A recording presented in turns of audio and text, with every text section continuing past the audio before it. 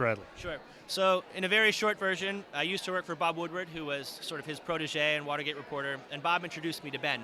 And there was a period where Ben was going to write sort of a final book, and I was going to help him. And in the process of that, he gave me access to his whole archives, and they were immensely fascinating. Ben decided he didn't want to write another book. I asked him, I have all this stuff, can I go ahead and write it? And he said, go ahead. So that's the genesis of what happened. And then in the course of the reporting for all of that, I uncovered some interesting stuff, which was what went in. You talk about a personal portrait of Mr. Bradley. How would you describe him if he were to walk into this room right now? If he were to walk into this room right now, you would want to hang out with him. I would want to hang out with him. The majority of the women would be trying to hang out with him. He just has a kind of a movie star charisma, and he sort of owns the room wherever he is. And one of the ways that he worked as an editor at the Post was he knew that he had that, and a lot of times it's sort of politicians who have that, and it's not sort of regular folks. But he used his charisma and his charm to enormous effect in the newsroom, and that's a big part of sort of describing how he worked in the book. If he were here, there'd be a crowd of people around him, and everybody would be sort of guffawing as he kind of held court. So a bit of in Washington, he is well known, but throughout the rest of the country, I think he's still kind of. I mean, people don't know the editors of newspapers like they used to. So, what has changed in Ben Bradley's world from when he was editor of the Post during the Watergate scandal to today? I mean, that's sort of the story of American journalism since Watergate. But I think what was so unique for them at the time was they were making judgment calls in the moment with no ability to sort of check. So when the Post was out there reporting Watergate, the next morning's paper was going to come out. They were out there hanging on their own. They had no net. And today, when you're breaking a big story, there are so many people who are on top of it who are with you. So you have everything from Gawker to the major media outlets. So everybody's checking everybody all the time. And it's very hard for one outlet to sort of go as far out on a limb as the Post did. And so I think because of that, the editor of a newspaper like that has a lot more power and a lot more control. And so today, where they're chasing stories in a different way to kind of get the next click and to be the fastest, the first, there's a little bit of a lack of sort of differentiation, I think. I'm not sure Ben would want to be a newspaper editor today. I think there would be a lot less challenge in it for him. Jeff Hamilton is the author of Yours in Truth, a personal portrait of Ben Bradley. Thanks so much. Thank you very much. The next 3 hours, it's your chance to talk with author and activist Randall Robinson, the founder and president emeritus of the human rights organization Trans-Africa. We'll talk about social justice, U.S. policy toward people of African descent, and more. The distinguished scholar in residence at Penn State's Law School is the author of 5 nonfiction books, including the bestseller Defending the Spirit, Quitting America, and his 2007 release, An Unbroken Agony. Randall Robinson, what does America owe blacks? Well, it owes them an acknowledgement of what happened. We don't like to talk about that in the United States. Even Black History Month, there's a truncated version of what Carter G. Woodson had in mind. Now it starts in slavery and moves forward and cuts us all from any access to African history, which was not what Woodson intended. And so we obviously owe the value of our hire to those people who suffered so much and their families, and those who are descended from those people who worked for 246 years for nothing. We owe them something for that, but we owe them the story of themselves. We have been asked to expect that people can survive in good, sound psychological health on ashes and obliterated history. When I was a child in Richmond, Virginia, we used to have this phrase that we used all the time, from here to Timbuktu.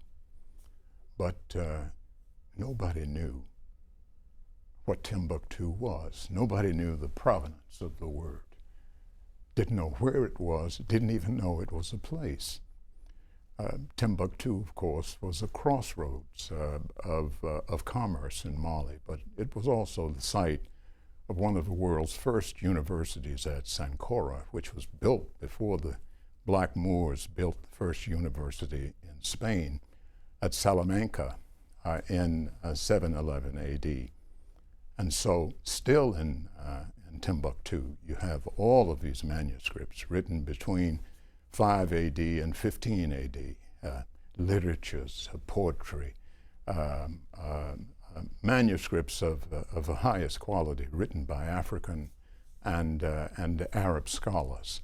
And we knew nothing about this. We didn't know anything about Monomotapa. We didn't know anything about the Queen of Sheba, who is described in the Bible as the Queen of Aksum and Sheba. She lived all of her life in Aksum, which about approximate what Ethiopia is today.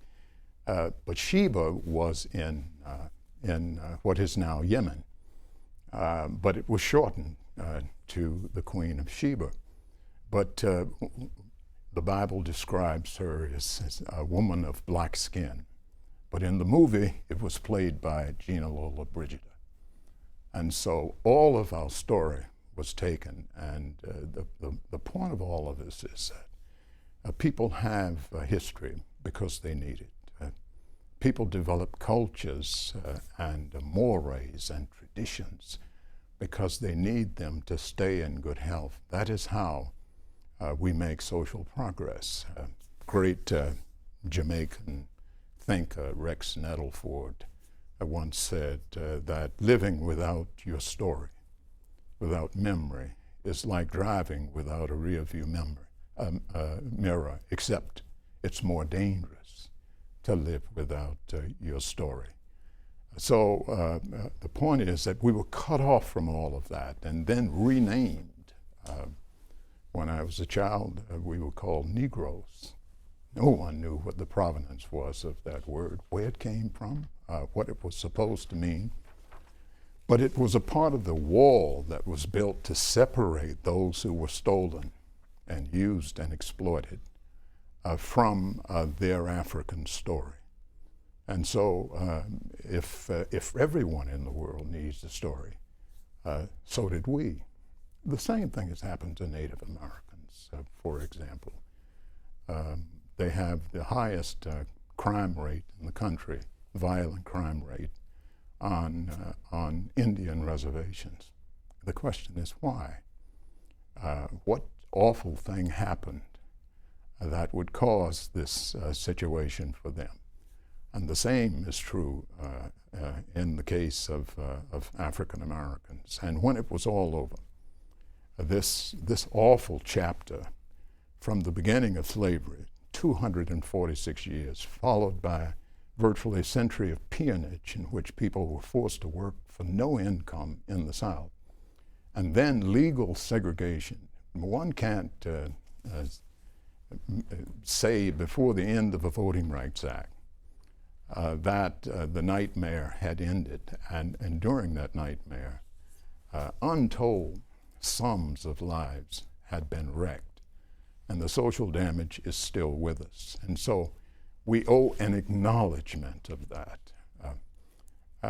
This is not peculiar to the United States that you don't want to acknowledge. The people of Turkey don't want to acknowledge the genocide against Armenians where in 1915 1.5 million people were killed. China doesn't want to acknowledge its discriminations in Tibet or in Western China against the Uyghur people. Many nations hide from their past, but we owe people the truth. We owe them their history, and we owe them the value of their hire. We owe them repair, and we're not doing that. Not only that, we don't even want to talk about it as a society. And you say that this loss of heritage is comparable to the Holocaust, to some of the other genocides that have happened in the world. Holocaust was 12 years. This was 246 years plus a century. People lost their names, they lost their languages, they lost their culture, they lost everything. Many people had their genitals severed. People lost their tongues.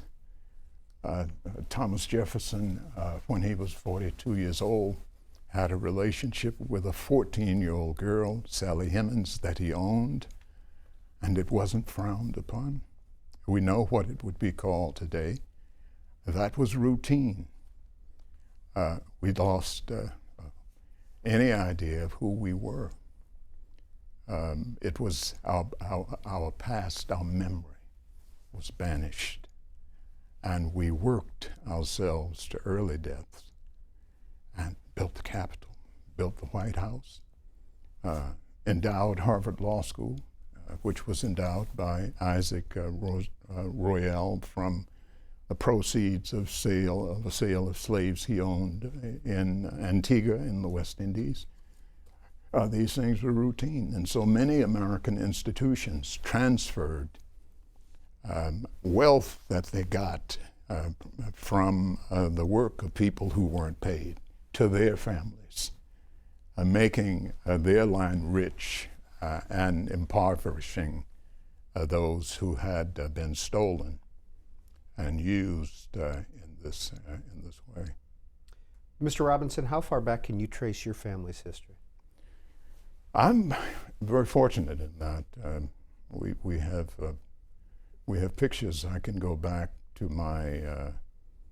my great grandparents with pictures, and with my great grandparents with a story of their lives in the United States. But that is extremely rare. In The Debt, What America Owes to Blacks, you write, "What white society must be induced to do: own up to slavery and acknowledge its debt to slavery's contemporary victims. Pay that debt in massive restitutions. Rebuild the black esteem it destroyed by democratizing access to a trove of histories to which blacks contributed prominently." When you talk about slavery's contemporary victims, what do you mean? When segregation ended, there were those of us, and I was among them. I was very fortunate. I had strong parents and an intact family. Both of my parents finished college. My father taught history in my high school. My mother taught until she stopped to rear 4 children. And that meant everything to us. And so while we were damaged by segregation, humiliated by segregation, we had a home, we had a family that was intact, that was sound, that was strong. So many people didn't have that, and so they were exposed to the brute, sharp edge of what was happening to them. And I think there were some of us who were in a position to move out and up once segregation ended. I was among that group. Until that time, we and those who were bottom stuck were all in the same boat. We virtually lived on the same blocks together. We were closed in to each other. But some of us were able to go up and out. Others of us could not. And so we cleaved into 2 parts, I think, even then. And I am not sure that those institutions that fought so hard for us all at one time have fought the same tenacious battles for those who remain bottom stuck today. So we've got the largest prison population in the world. Over 2 million people, the largest in the world. And some 3/4 of those who face the death penalty are black and Hispanic. Half of the prison population is black because of the way people's lives have been mauled, but also because of unfairness in our criminal justice system. We see that for nonviolent drug crimes, we constitute 14% of those who commit those crimes. But roughly, if I still have the figures right, something like 56% of those prosecuted, and close to 75% of those incarcerated. One sentence for powder cocaine, another sentence for crack cocaine. For powder, which is essentially what white people use, the sentence is much lower than it is for crack cocaine, which is what black people have used. And so the system's unfair, the history has been cruel, and in many cases very little has changed for those people.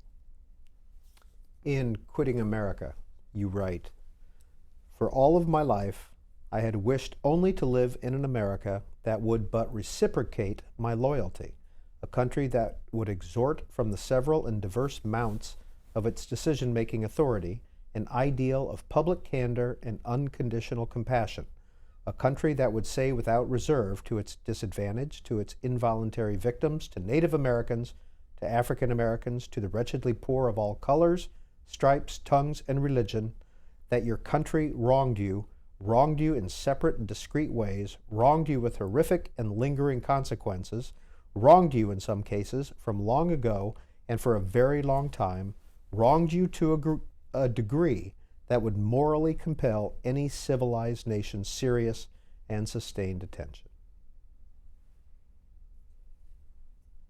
We don't want to talk about it. We still don't want to talk about it.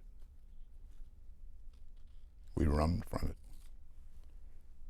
We now call it victimization. So it's not to be raised. It's a sad truth. Why'd you leave the country? Well, I was as much going to a place as leaving a place. Some of both. I had been going to St. Kitts in the Caribbean for 25 years. And it's a small island. It's made for someone like me who doesn't like big crowded places, big cities. It's an exquisitely beautiful place with mountains and clear blue water and a kind of smallness that allows a kind of intimacy. You seldom go downtown when you don't see someone that you know. But the biggest piece of it is that the woman I loved and married is from St. Kitts. And so we had decided many years ago that we were going to build a home there, which we did 11 years ago. And so Hazel and I have been there all that time, and our daughter, Kalia, went to high school there and finished high school and came back up here to college. And so that was one reason. I was also weary, tired of a struggle that had depleted me. America had worn me out, simply because there are things that can't be talked about. It has no tolerance for that kind of honesty, and has no plans to make anything right. As if it says, and I heard it saying, we have stopped the active crime. And so if there's damage, then we are walking away from that. It's as if to say at the end of slavery, you could sort of liken this to two runners in a race at the starting line. And you take a gun, shoot one runner in both legs, and sound the gun. You say, now run. You can't catch up with people who've had everything taken from them. But the things that are not material are even more important. It's your software, it's your interior plumbing, It's what you've been caused to think of yourself, how you see yourself, the confidence or lack thereof with which you are trying to run any race, was drained from many people over that long period. And it's not like anything that has happened in recent memory. We're talking about the longest running massive crime against humanity of the last 1,000 years in the world. It's not like we bombed Nagasaki and Hiroshima and it incinerate hundreds of thousands of people in literally minutes. Because if the Japanese who survived can remember their literature, can remember their culture and their traditions, they can put it all back up again. But if the people who have lost it all, mothers, fathers, children, traditions, cultures, ways of living, then they don't know how to begin. I went to Jewish friends, and Hazel and I, some years ago when we were living in Washington, went to a bar mitzvah, and to see the launching of this adolescent son into adulthood, when praise givers come and say all of these wonderful things about a child. Oh, such a wonderful cultural, traditional rite and ceremony to practice. There had been things like that and still are practiced in Africa, but we lost all of that. And so you're caused to reinvent cultures almost every generation. That's a lot of damage. And it has to be acknowledged, and it has to be reckoned with. We're not prepared to do that. Randall Robinson, how much time do you spend in the States now? I come up about 3 times per semester. The dean of Penn State Law School, that I've known for a number of years, Philip McConaughey, called me and asked me if I'd like to teach a human rights course. And I've spent all of my life in human rights, growing out of what I've been talking about. And I said I'd be happy to. And so I teach a human rights course at Penn State Law School. I come up about 3 times a semester. The rest of it we do via video bridge from St. Kitts. So it works wonderfully. Have you kept your U.S. citizenship and passport? Yes, yes. Why? Oh, my mother and father earned that for me. My grandparents survived that for me. It is my due. In Quitting America, the departure of a black man from his native land, written in 2004. By the way, have you changed any of your views since the election of Barack Obama? I remember my mother, when he was nominated, we were in Montreal, Hazel and Clea and I were in Montreal. And she called me at the hotel. She was, I think, 93 then. She said, and she was crying, she said, "It's the greatest day of my life." And so it tells me, and I didn't need that telling. I always knew this. America is many places. It is a place that can be tolerant and accepting, a place where views can be moderated and differences can be reconciled.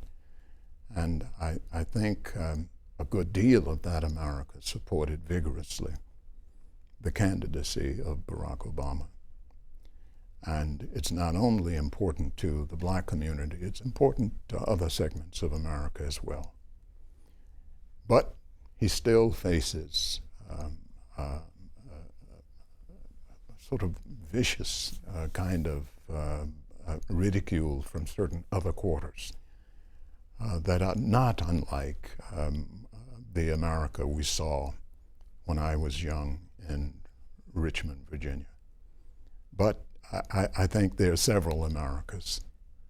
I had grown tired of at least one of them. In Quitting, you write, America never helps anyone, even the starving, unless its proposed assistance can be tied to an American interest, either strategic or economic, and one cannot always distinguish one from the other.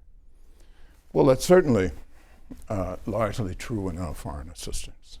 Foreign assistance always has to be associated with a strategic purpose. When we look at what we did as a country to Haiti, Thomas Jefferson did everything he could to defeat the Haitian Revolution, the only successful slave revolt in the history of the hemisphere.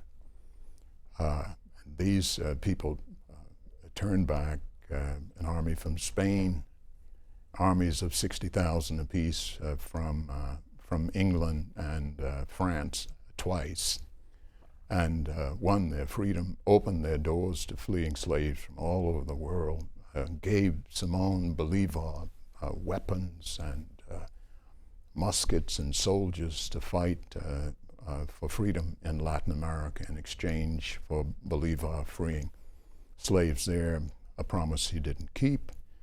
But they did all of these things, and America did everything they could to quash this Haitian quest for freedom for people who had been enslaved. And when they won their revolution, they took with it 2/3 of France's foreign income, because it was the most valuable colony in the world to France. Now, that survives even until now. Frederick Douglass spoke at the Chicago World's Fair in 1893 or 4, mystified about how hostile the United States has always been towards Haiti. Hostile towards them because they won their freedom.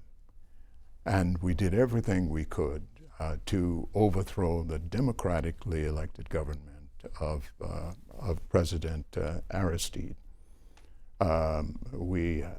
George Bush blocked loans from the Inter-American Development Foundation of $146 million, loans for water, education, and things like that. The International Republican Institute arranged and organized the opposition to him. And then we as a country trained rebel soldiers in the Dominican Republic, trained and armed them to come into Haiti to overthrow the government. And in the last analysis, those rebels didn't figure into it. Bush carried out the coup himself when American soldiers arrived at the home of the president and took him off at 3 o'clock in the morning to the Central African Republic. And we had to go there. Maxine Waters, a Jamaican parliamentarian, Sharon Hay Webster, Ira Kurzban, the president's lawyer, flew off with a plane to rescue him, to bring him back to Jamaica. And then Condoleezza Rice threatened to make the Jamaican government, threatened to make it very difficult for them if Jamaica accepted Aristide, even for a matter of days before he went to South Africa. And all because he said the minimum income ought to be raised from $1 a day to $2 a day. That the sweatshop owners, essentially white, in Haiti, combined with American authorities to get him thrown out of office.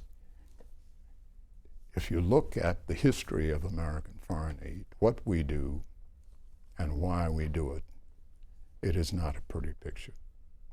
In your most recent nonfiction book, An Unbroken Agony, Haiti, From Revolution to the Kidnapping of a President, from 2007, you write, in Haiti's 200-year history, one is hard put to identify a single episode of organized human sufferings in which the U.S. did not play a direct, collateral, or instigative role.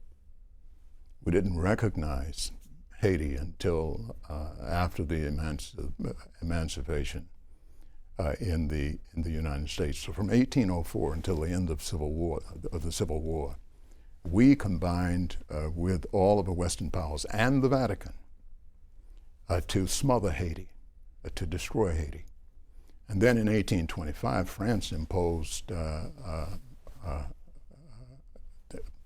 sanctions on Haiti, saying that they had to be paid $21 billion for having lost the right to use Haitian slaves.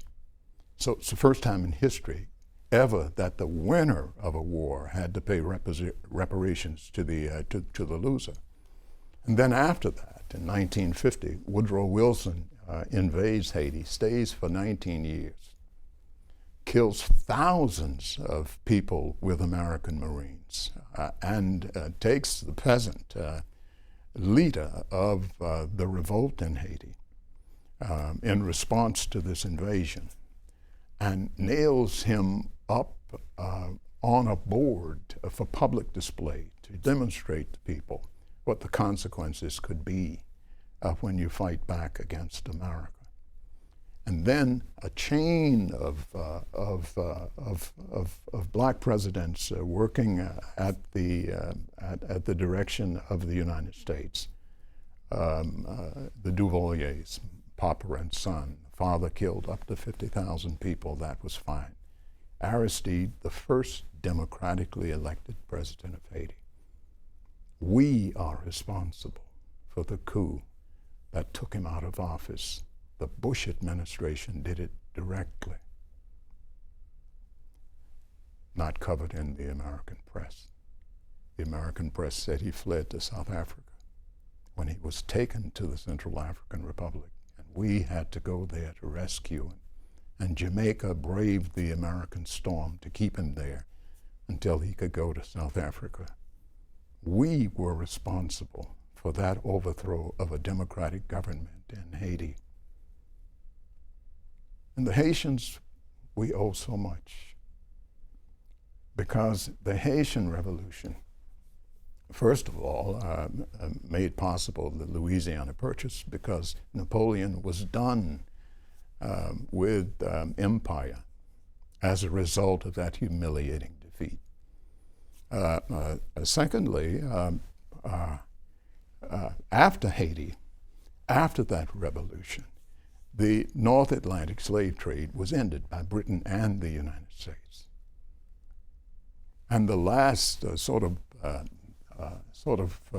breath of that was the end of the Civil War in the United States. All of this precipitated by the Haitian Revolution. People in the United States know nothing about the history, nothing about the story, including African Americans. And so we owe so much to those Haitians, ex-slaves, who defeated 4 of the most powerful armies of Europe in a 12-and-a-half-year war for their freedom. One of the greatest stories in history. This month on Book TV's InDepth program, author and activist Randall Robinson. He is the author of 5 nonfiction books. Here they are. Beginning in 1998, Mr. Robinson wrote Defending the Spirit of Black Life in America. In 2000, The Debt, What America Owes to Blacks came out. The Reckoning, What Blacks Owe to Each Other came out in 2002.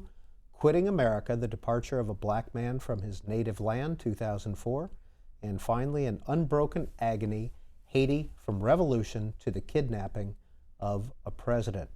202 is the area code if you would like to dial in and participate in our conversation with Randall Robinson. 585-3880 for those of you in the East and Central time zones. 585-3881 if you live in the Mountain and Pacific time zones. You can also contact us via email, booktv@cspan.org, or social media. You can make a comment on our Facebook page, facebook.com/booktv, or send us a tweet @booktv is our Twitter handle. Randall Robinson, what is Trans-Africa? Trans-Africa was is the organization that I began in 1976 to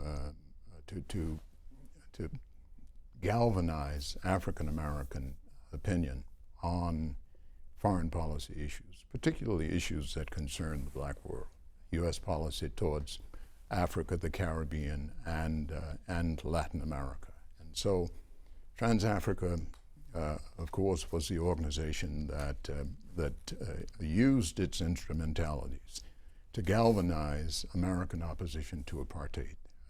And with the embassy arrest that we were able to organize the arrest of 5,000 people in the 1980s and 1984 and the next year.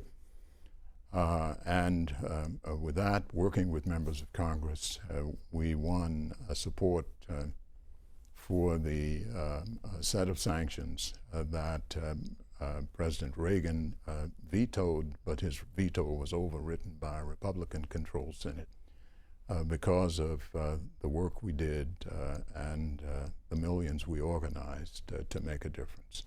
That, coupled with the great work that was being done in South Africa, led to a new South Africa that we see today. But we've been doing that work over a period of time. I had been there 25 years when I stepped down. Who were Maxie and Doris Robinson? Maxie Robinson was my father, and Doris Robinson was my mother. And as I've already introduced you to them, they had strong opinions, and they were extraordinary parents, and they were extremely principled people. I remember when my brother Max was with ABC News as the Chicago anchor, and he had gone to Smith College to make a speech, and he said some things critical of ABC, and I was so proud of him because in him I saw my father and the kinds of things that he had stood for when we were children. Did that hurt Max Robinson's career at ABC? Oh, I'm sure it did. I don't think there's any question about that. But I think he thought, as much as he loved his work, he thought there were a few things more important than giving the news.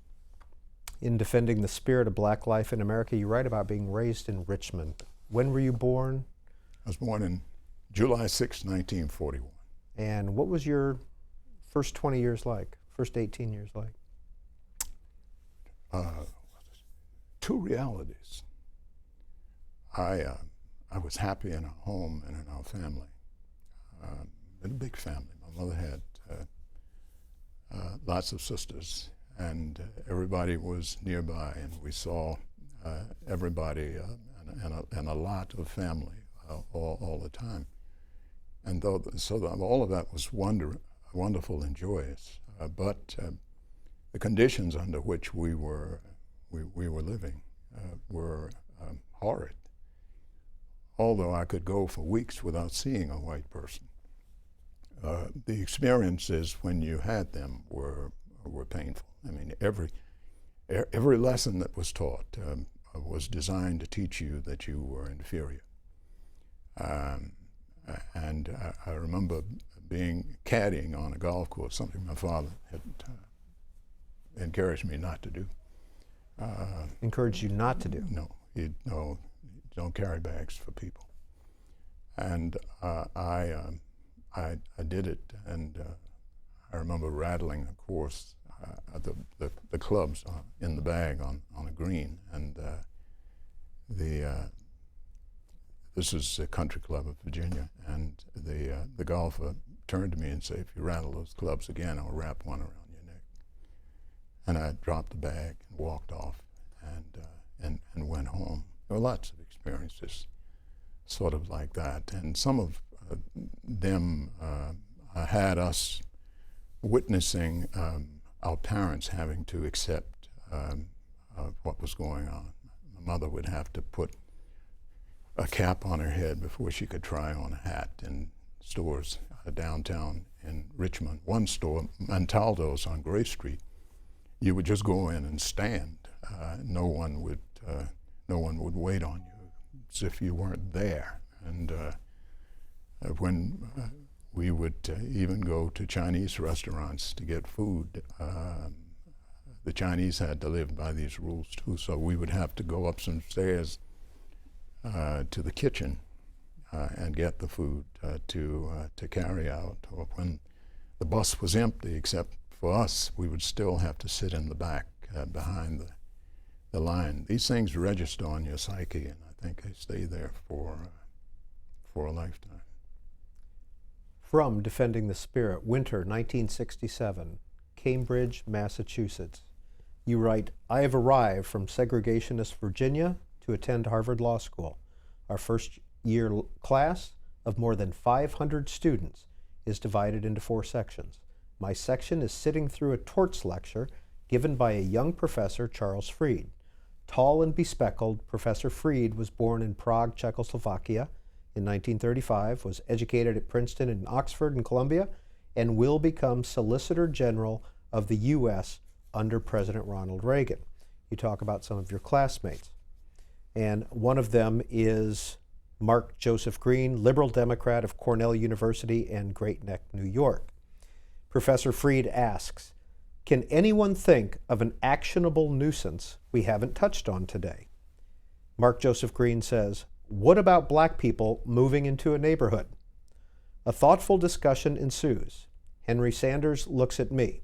We 5 blacks, in fact, all look at each other. Our faces betray little. In any case, the privileged young white scholars are oblivious. There are legal arguments to be mustered, pro and con. The discussion of whether or not the mere presence of blacks constitutes an inherent nuisance swirls around the 5 blacks. We say nothing. We cannot dignify insult with reasoned rebuttal. The choice is between ventilated rage and silence. We choose silence. When Mark was running for office in New York recently, I haven't seen him since that experience.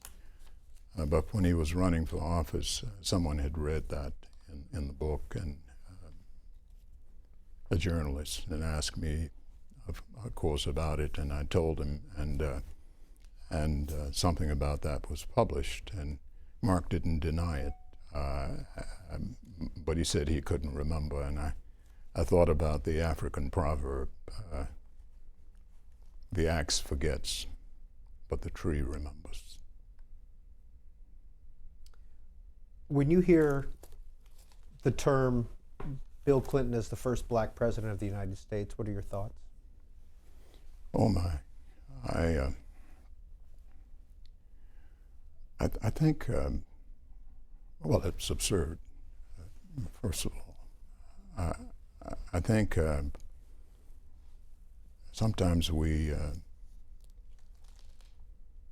been denied the highest attention for so long that when people attend our church and they know the hymns or they play the saxophone reasonably well, we accord them credit that is largely undeserved. Bill Clinton was returning fleeing Haitian refugees who had been fleeing the military dictatorships that we armed and supported in Haiti.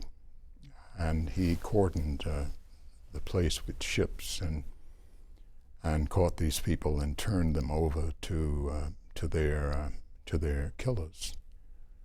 In Rwanda, in the UN, it was Ambassador Madeleine Albright who had to take some responsibility for the deaths of 500,000 Tutsis in Rwanda because she single-handedly obstructed UN intervention with the support of Bill Clinton.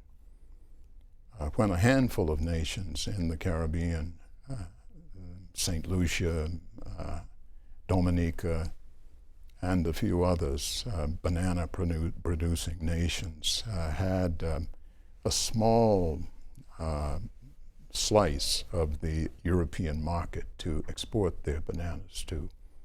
Bill Clinton fought and threatened with 100% tariffs those European countries that were giving that market opportunity to these Caribbean banana producers who only produced bananas. That was what their economies were based on. But he wanted to that tiny bit, that slice of market opportunity to go to Chiquita Bananas, whose CEO was a big supporter of his. But he couldn't have been as big a supporter as the black community had to him. And so that was taken away from those producers, and Caribbean economies were significantly damaged by that. When he was asked to reconcile the differences between the sentence for the use or sale of crack cocaine with powder cocaine, he talked about it, but never did anything. On human rights, he never ratified, he weakened the treaty for the International Criminal Court, but he never ratified it. I really don't understand when you look at his record, outside of naming blacks to positions.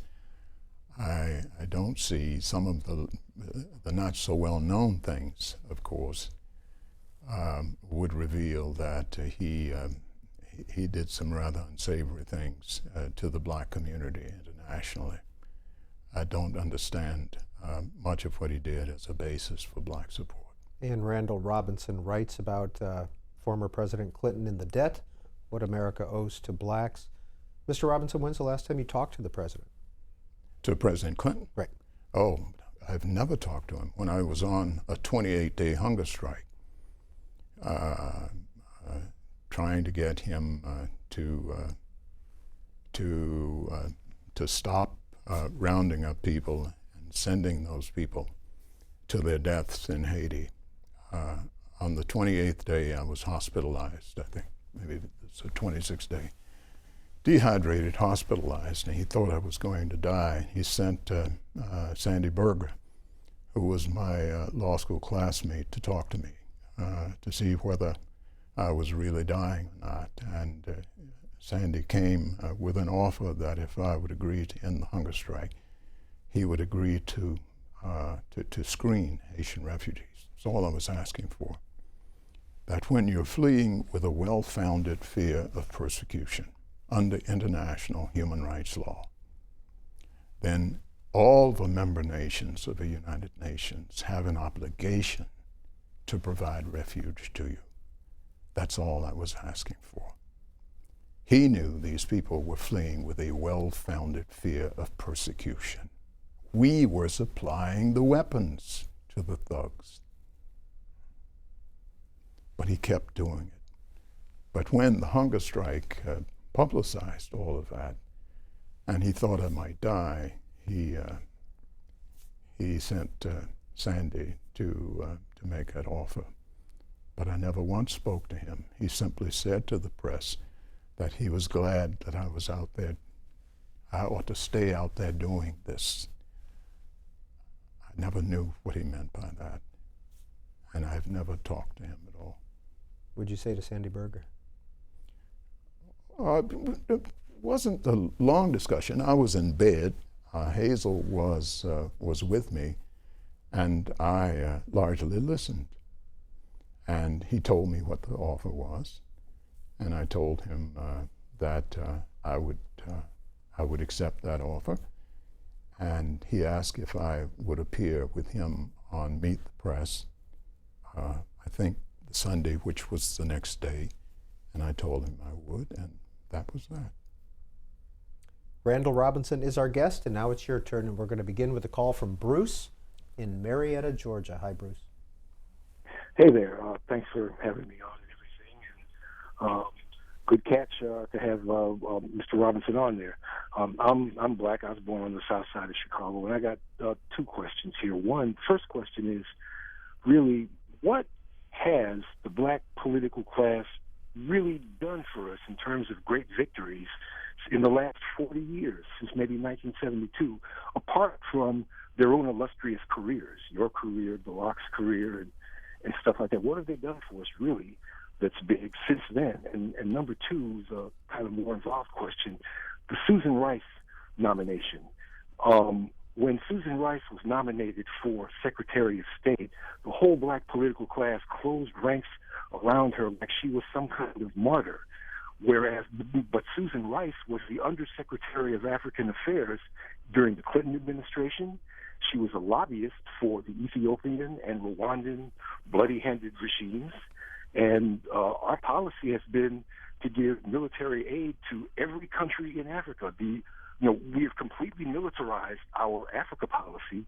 We give military aid to every country on the continent except Eritrea and Libya.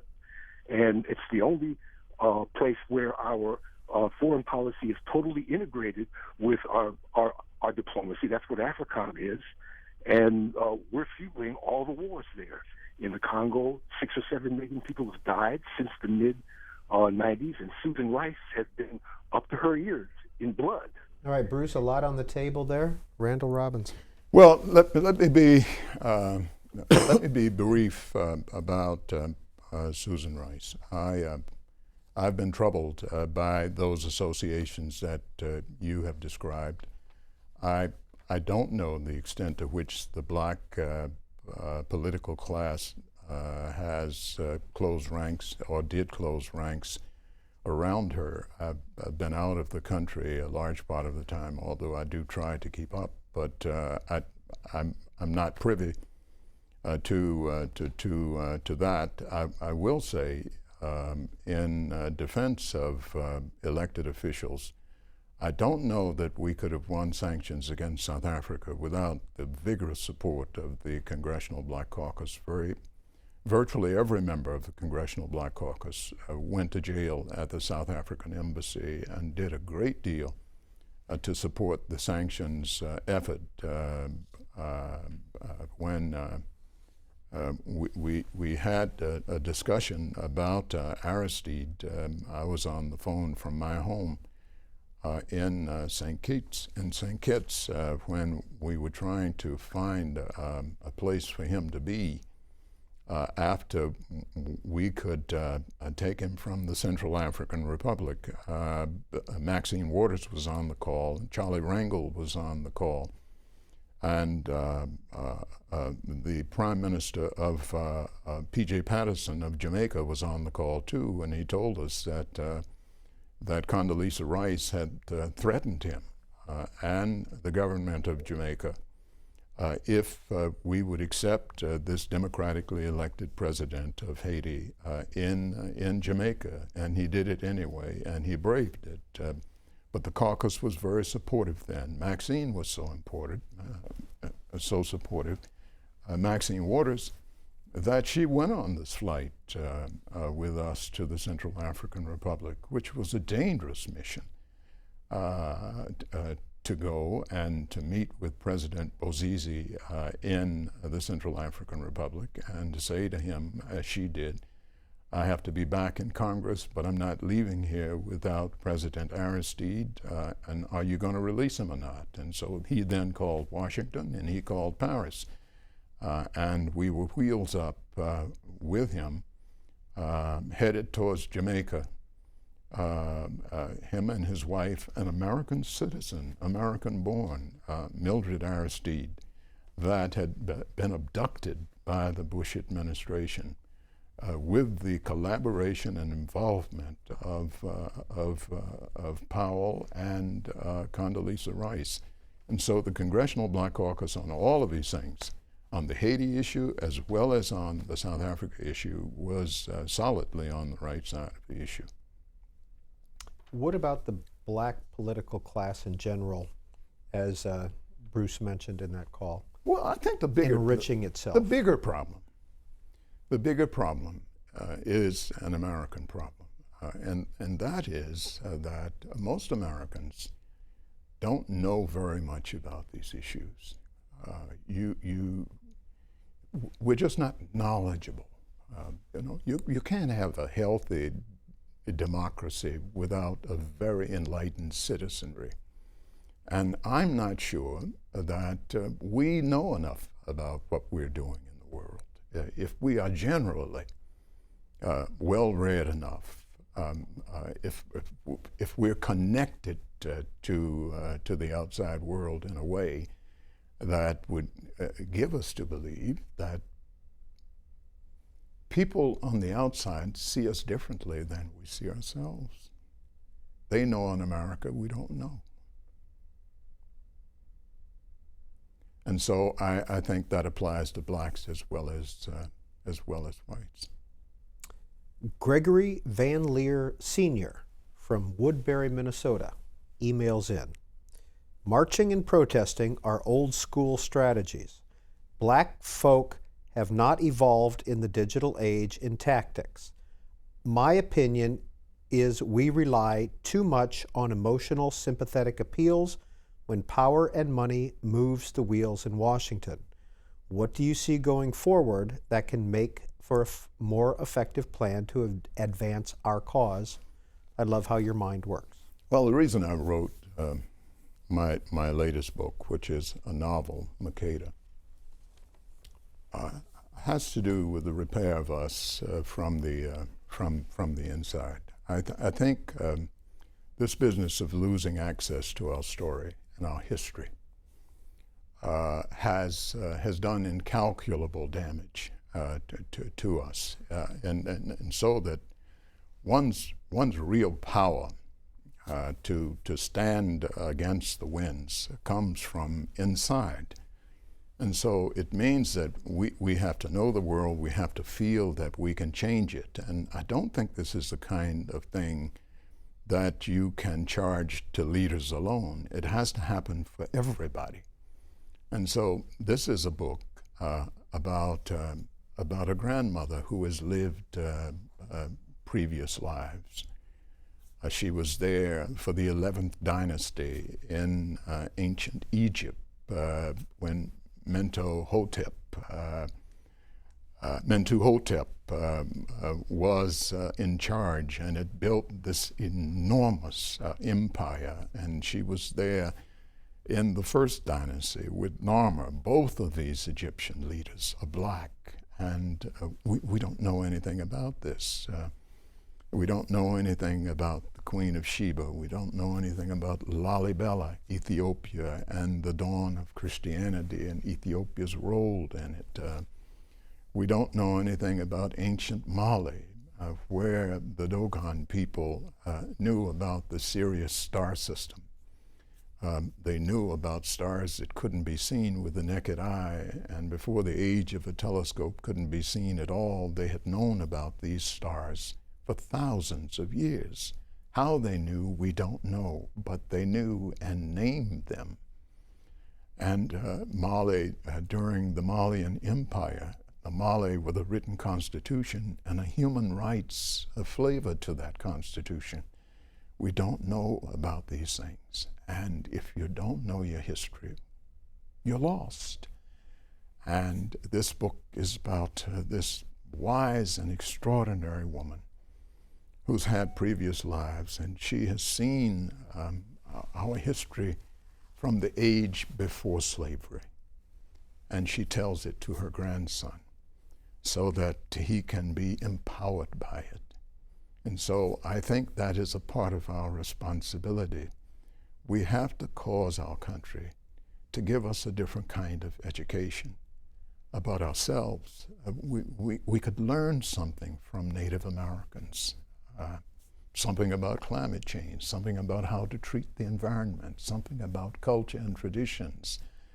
But we don't learn anything about anything. We only teach it one way, and that is the history that has us draped in a cloth that does not fit our particular situation. Randall Robinson, has your method or your lyricism in writing changed since moving to St. Kitts full time?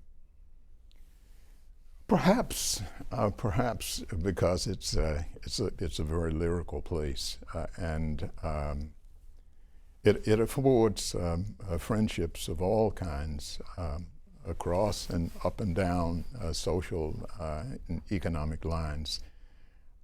It's a wonderfully intimate place. It's been very good for me and good for my family. When you're writing, what are you looking at? Where are you sitting? Well, I don't look at the water. I don't think I can get anything done.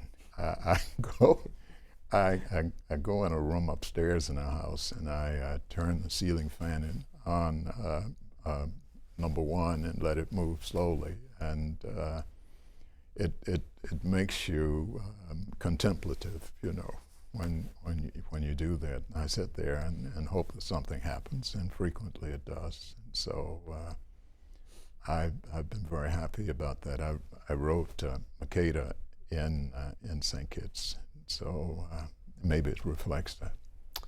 How often do you wear that nice suit in St. Kitts? Never. There are occasions I go to the Prime Minister's Gala once a year, and there are formal occasions that I have to put it on. I don't frequently wear long pants in St. Kitts. It's a different pace and a different life, and I like it. It's made for me. Before we go back to calls, in Quitting America, I just want to read a little. You have a chapter on St. Kitts, and it's St. Kitts and Nevis, isn't it? Yes. 2 islands? 2 islands, 35,000 people, between 35 and 40 on St. Kitts, and 10,000 on Nevis. Colonized by the English? By the English. Chapters. Stable, well-managed democracy, and fiercely, implacably democratic. Chapter 7, Money in Quitting America. Singer Whitney Houston came here once on a private jet with her husband Bobby Brown, who, upon emerging from customs, whipped out a roll of $100 bills and began passing them out to Kittians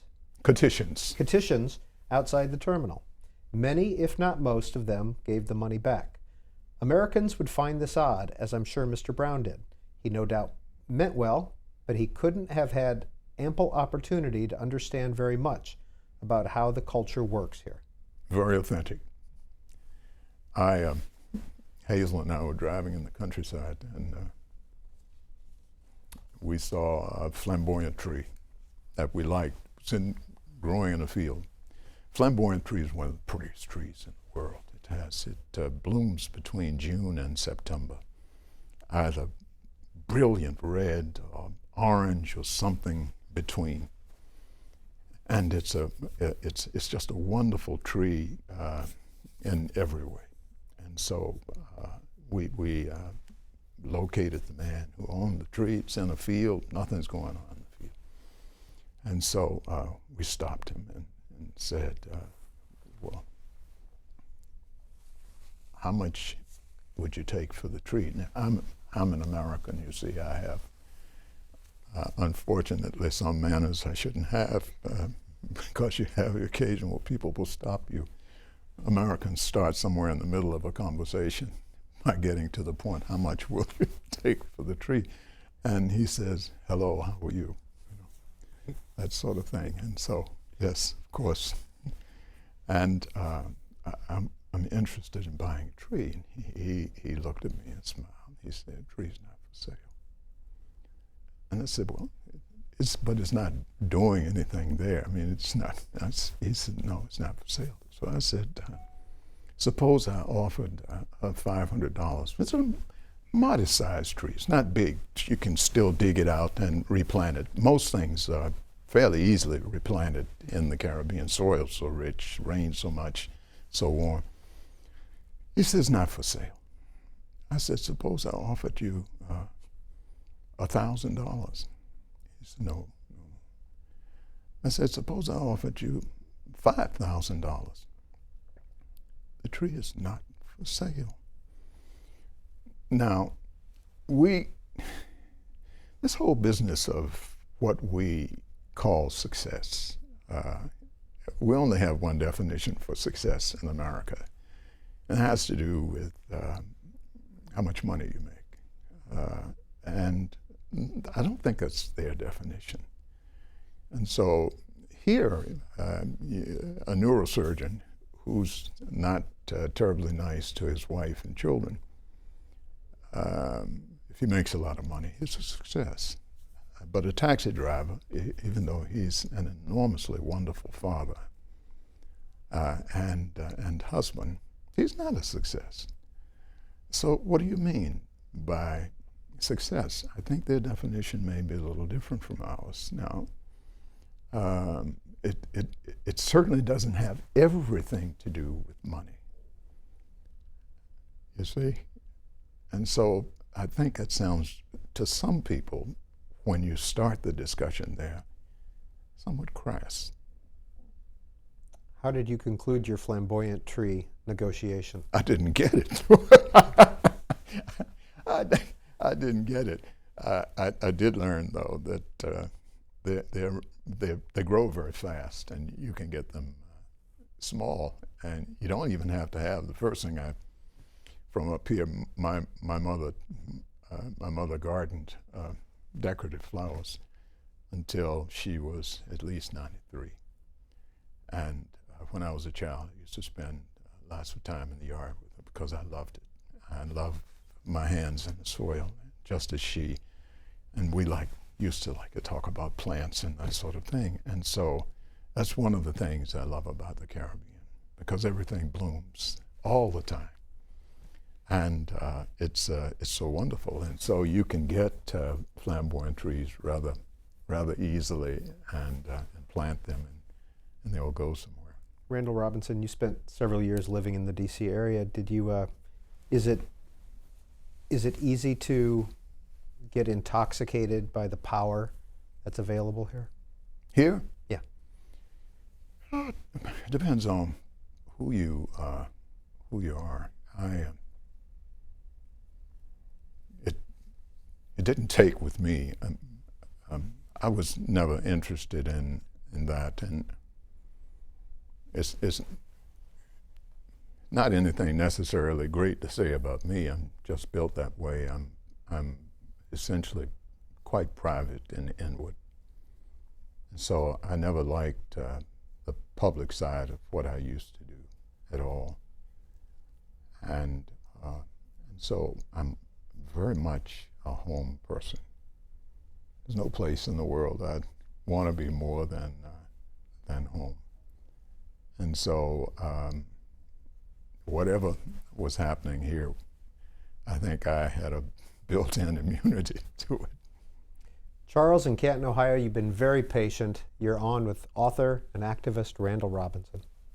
Hello, Mr. Robinson. It's great to hear you. And I'm original from Mississippi and grew up in the South. And my parents never graduated from school, and I dropped out of school. But eventually, I went back and went to college and moved to Ohio and got a job. But even where I go to church, and sometimes as people about our history in America and how we treat one another, even with slavery, I'm a big fan of Frederick Douglass also. In a piece that he wrote, a history of him, he writes, the real question, the all commanding question is whether American justice, American liberty, and American civilization, American law, and American Christianity can be made to include and protect all alike, forever, all American citizens. Even said black people, we still not educated about history in other countries, and as I talk to people about where I came from, my struggles, my parents, living in the South, even sometimes when I'm talking to black people, they seem like they're not comprehending what I was talking about, the struggle and where we came from and where we at All now. right, Charles, let's get a response from Randall Robinson. Well, I understand very much how you feel. I think that you can't have often much reason for expectation of anything different. I've taken the positions that I have taken, particularly on reparations, because in my view it is our due. That doesn't mean that I expect that they will materialize even in my lifetime, and not in the near-term future. But it is renovative when you know that it is our due. The question is, what do we have to do within ourselves to repair ourselves psychically and emotionally? And I think that we have to learn as much as we can about our story. We have to read vigorously everything that we can put our hands on. We have to make sure that our children get the best education we can win for them, and that they have the right values.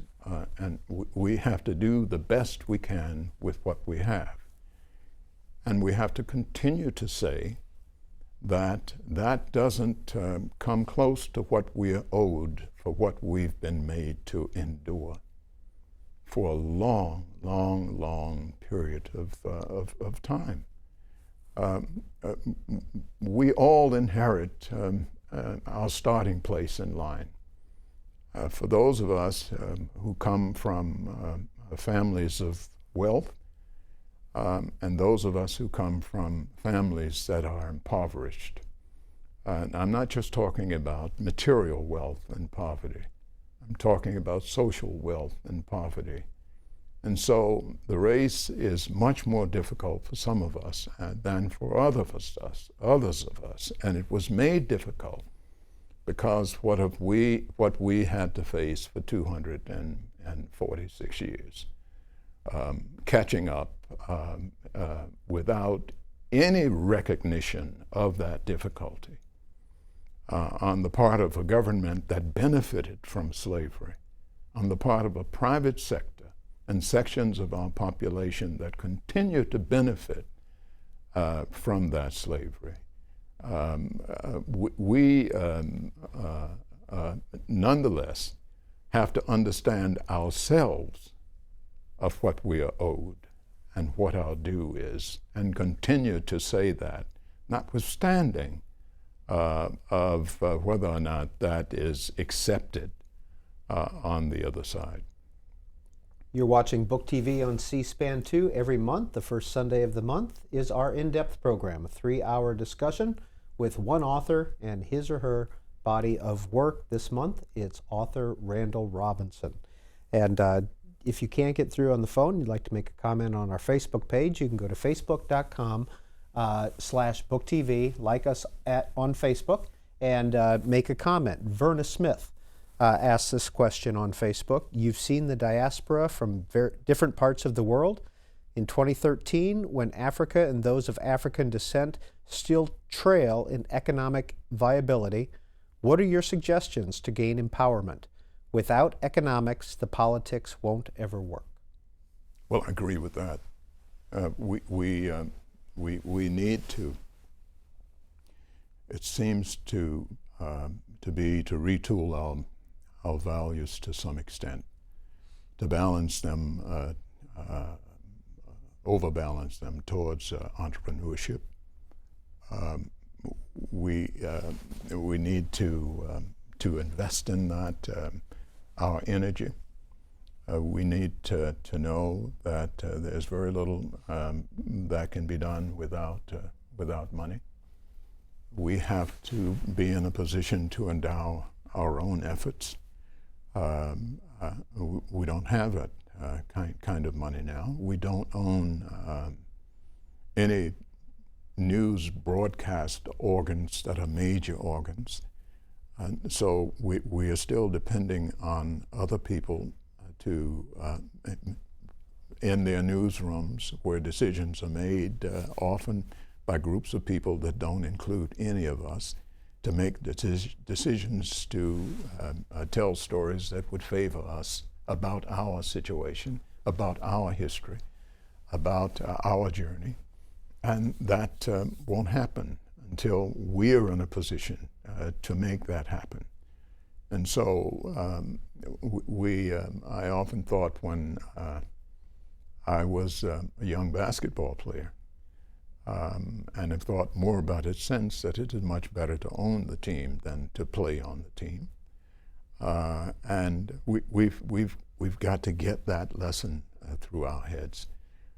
We've got to understand, for instance, that in the Caribbean, there are Caribbean mothers who tell their children that when they come to the United States to go to college, don't associate with African Americans. And they do this because of what they see on American television. They watch American reality shows. And those shows picture us and in a very unfavorable light. They don't show us in colleges. They don't show us in graduate programs. They don't show us excelling in science and the arts. They don't show any of that. They show the worst possible things about us, and it is very off-putting to people who watch these shows around the world. Well, somebody's making a lot of money from these shows, and I am not sure that this isn't the same thing, old wine in new bottles, making use of us in that way, sort of self-disparaging stuff that makes a lot of money for producers and writers and other people behind the cameras. But we don't make the decisions to put these shows on, but they're there. We have to be in a position to control these sorts of operations. And so we have to prepare our young people to aspire to that, to not only make the movies, to not only be in them, but to direct them, to green light them. We're not in that position now in Hollywood or any place else. The New York Times didn't even cover Aristide's being taken off in the middle of the night to the Central African Republic. But what about Lydia Polgreen? Didn't she try to get on the plane with you? No, well, Lydia had gone to the bicentennial and described the hundreds of thousands of people, something close to 1 million people, as a small but enthusiastic crowd. And I do think it is often the case that black writers in publications who do things that disparage the black community facilitated upward mobility in their shops. And I decided that she wasn't the right person to have on the plane. Amy Goodman was there from Democracy Now! And a reporter from the Washington Post. But Peter Eisner. Yes, but by and large, this story was an extraordinary story, was not covered by the New York Times at all. Zip, nothing. How could they not cover it? What kind of journalism is that? Gary posts on our Facebook page, in lieu of supporting questionable regimes in Africa, China, in its trade deals with African nations, build schools and hospitals and other infrastructure needs of the masses instead of massive cash payments to warlords and the like. Any chance the U.S. could follow suit? Well, I'm fearful of Chinese motives as well. Because I'm critical of the policies of my country, have a responsibility to practice that criticism. That's what constructive democracy is all about. But I'm not happy about China either. China has a horrible human rights policies, both in China as a one-party dictatorship and in its treatment of its own citizens, and particularly what it has done in Tibet and Western China to the Uyghur people. And so I'm very wary about Chinese motives in Africa. Next call for Randall Robinson comes from Mark in Minneapolis. Mark, you're on Book TV on C-SPAN 2. Oh, thank you. Hi, Mr. Robinson. Hi, how are you? I'm fine. Mr. Robinson, I'm a New York City kid born in 1949, so I've seen a lot of America and its history. But I wanted to talk particularly about mining and the mining industry worldwide, and particularly what's going on in Africa. And is there a connection to possible mining in Minnesota with certain companies? I've kind of looked at some of the CEOs. They've been pretty much American or educated, and just wondering, how does Wall Street, Washington, and all fit into what I'm feeling today? Thank you. Well, I'm not sure I understand your question. I'm not an expert in mining, but I don't know how to approach it because I'm not sure I understand the germ of what you're saying. On our Twitter page, @BookTV, Roan Fraser tweets in, could you ask Randall Robinson who he thinks would make a better U.S. envoy to Haiti than Bill Clinton, and why?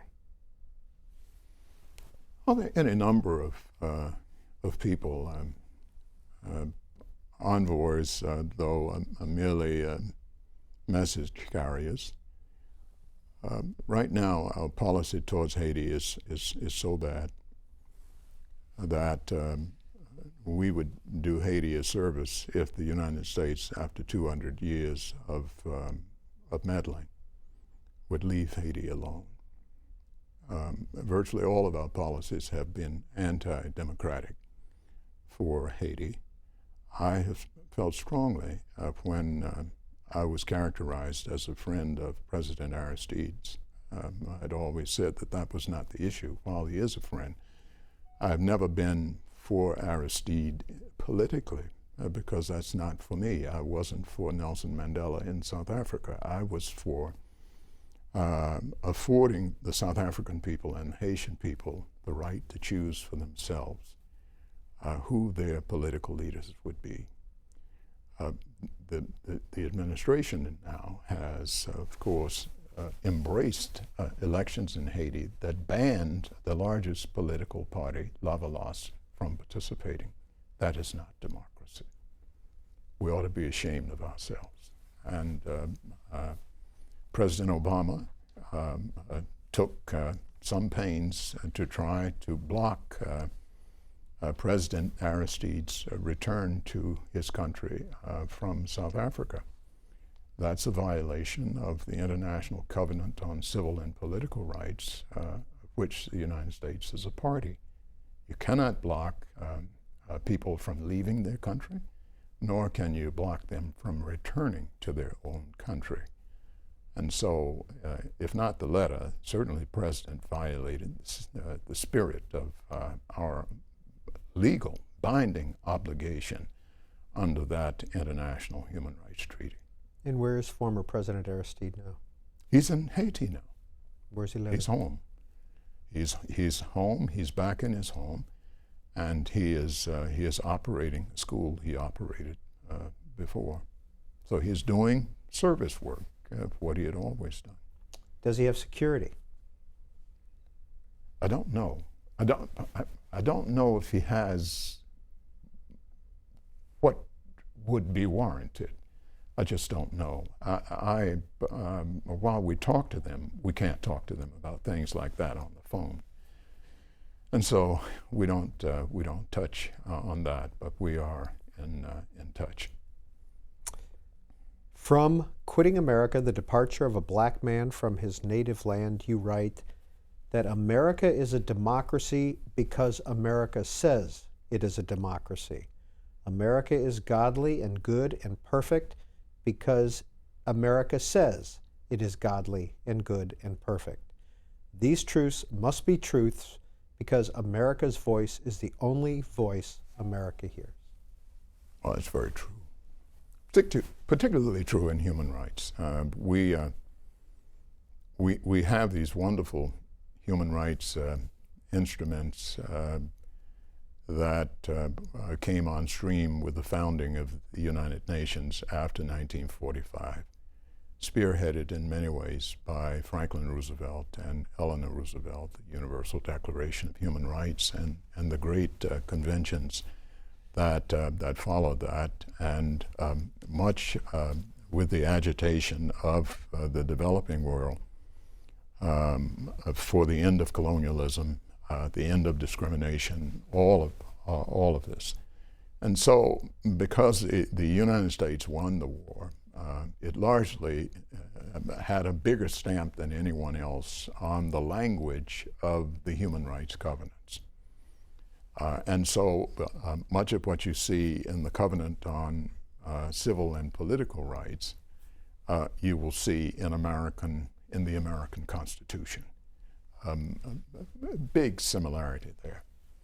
But it's important to realize at the same time, while all of these countries across the world have ratified these important conventions, the United States has not ratified many of them. We've not ratified the Convention to Protect the Interest of Children. We haven't ratified the Convention to protect women. And just recently, the Senate failed to ratify the Convention to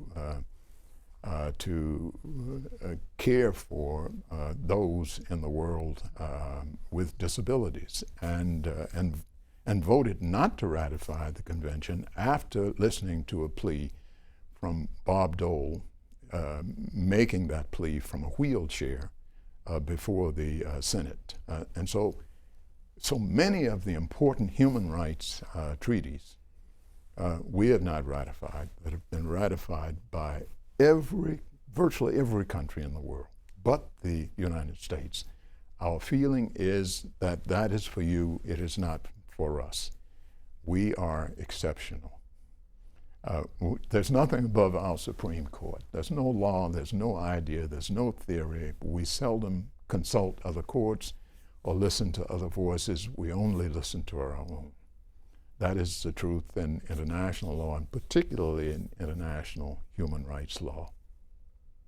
Cynthia in Compton, California, good afternoon.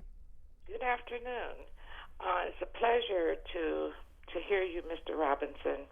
Thank you. So greatly impressed by you.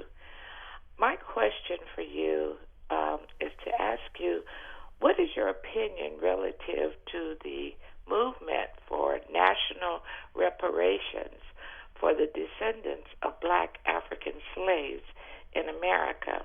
That's my first question.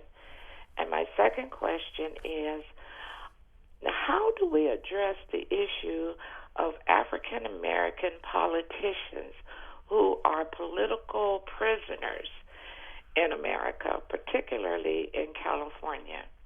And to qualify that question, we have... May I answer your first question first before, and you come back to me with your second question again? Sure. Let's talk about reparations, first of all. We have supported reparations for Jews who were used as forced labor by Volkswagen during World War II. The Clinton administration supported that. We have supported reparations for Japanese, and these are proper and the right things to have been done. Reparations for Japanese who were interned during World War II is a terrible thing to do. To intern people who were American citizens in that fashion. We have supported something that one could call reparations for Native Americans. But when the question comes up for reparations for the descendants of slaves, America's huge enterprise of wronging,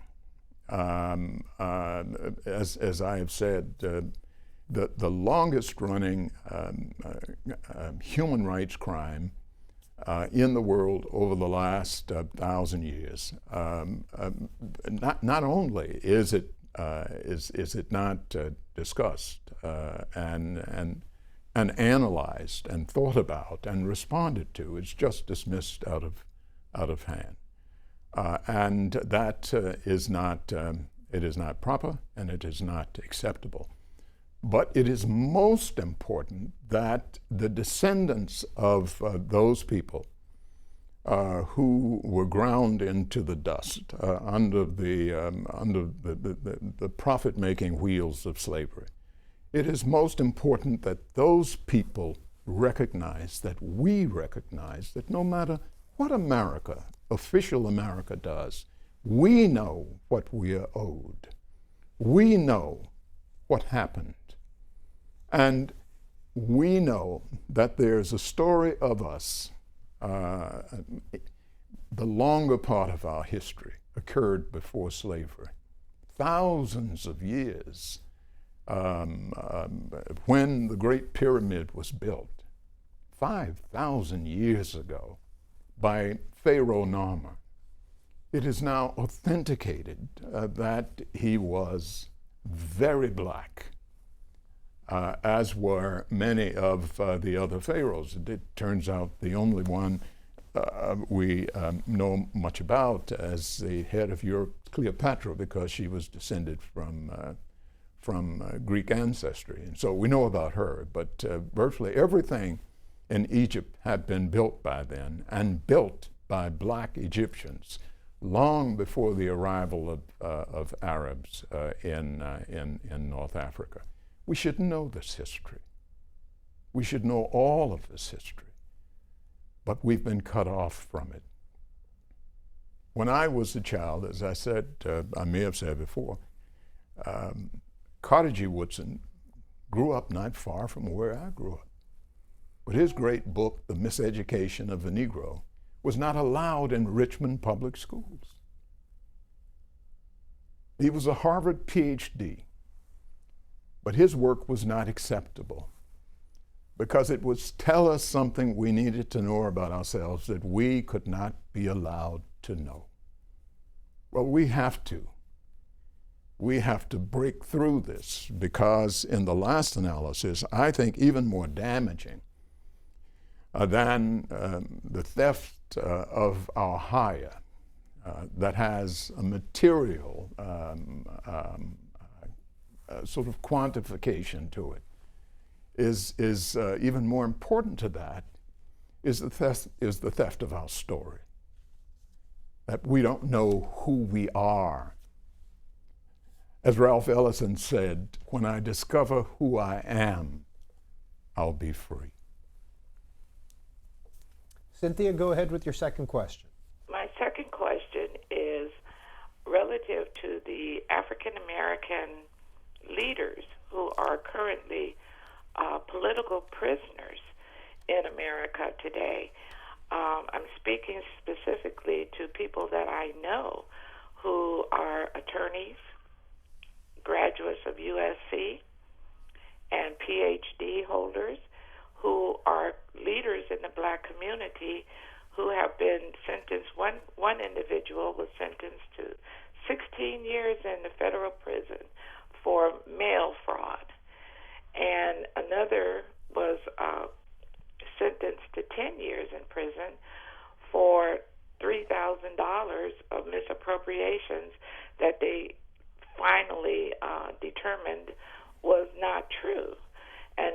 go, but then they wanted to make certain that he could not run for office again.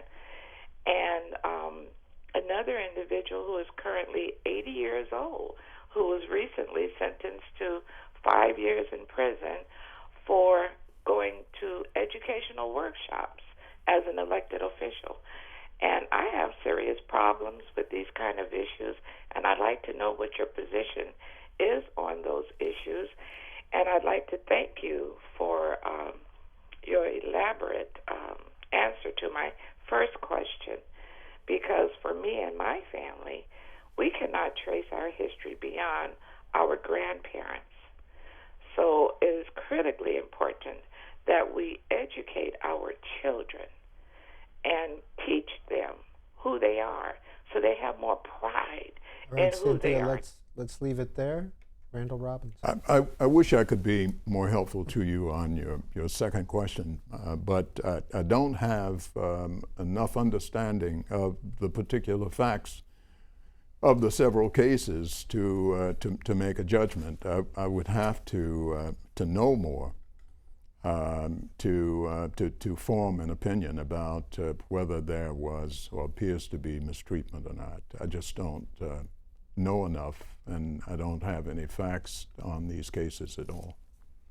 In Quitting America, Mr. Robinson, you write, in any case, America has all but ceased any pretense of effort on domestic, racial, and social justice issues. Even the fulsome, empty words of the old promises have disappeared from its public voice. Still, Republican as well as Democratic administrations must anoint for flattery leasable blacks to sit snug to the president in cabinet meetings on the condition that no unseemly to-do is made by them about the general condition of blacks, either the causes of such or possible solutions. I'll give you an example. The evening that President Aristide was abducted from his home at before 3 a.m. the next morning, when the American Marines, Special Forces rather, arrived to take him away into the plane and to be flown into the night, I called the president. An American voice answered the phone. That was very strange. And I said, I'd like to speak to President Aristide. He's not here. Is Madam Aristide? She's not here. And so then the line was cut. Tavis Smiley was to go to Haiti the next day to interview the president on Sunday, February 29th. My wife, who was working for Haiti at the time, along with former Congressman Randall, was making the arrangements for Tavis's trip. Tavis called to say the trip is off. That Ron Dellums just called me to say that he had just spoken to Secretary of State Powell, and that Colin Powell had said that the thugs, the rebels, were coming to Port-au-Prince the next day on Sunday to kill the president. And the rebel head, a fellow named Guy Philippe, had already said that he was going to do that. Sunday, the 29th of February, was his birthday, and he planned to kill the president on his birthday. That's what Powell told Ron Dellums. And he also told him that we'll do nothing to protect the president or to defend him. The president's security agents, the Steele Foundation from the West Coast, had already checked to see if the U.S. would do anything to defend the embassy, to help them control the rebels. The U.S. said they would not. The president was all alone. The president's helicopter pilot had flown up to the north and spotted the rebels, who had been trained by Americans in the Dominican Republic and armed by the Bush administration in the Dominican Republic. They were 100 kilometers from Port-au-Prince, and heading away from Port-au-Prince, and the president knew this, and Colin Powell had to have known this when he was saying that they were coming to kill him the next day.